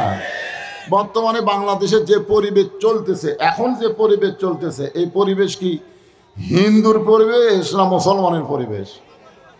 দেখেন, এখানে মাগরিবের নামাজ হলো, নামাজ হচ্ছে এখানে মাগরিবের, আর যেই ছেলেরা মাহফিল করতেছে, যারা এই বিশাল আয়োজন করেছে, তাদের মধ্যে 2-4 জনকে আপনারা পাচ্ছেন। ওরা মনে করতেছে আমরা বছর অন্তর একটা করে মাহফিল করলেই হয়ে গেল। এরকম 1 কোটি মাহফিল যদি করে, যত সওয়াব হবে তার চাইতে বেশি সওয়াব আল্লাহ দিবে 1 ওয়াক্ত নামাজ যদি আদায় করে। ধরে কোন কথা ঠিক কি না?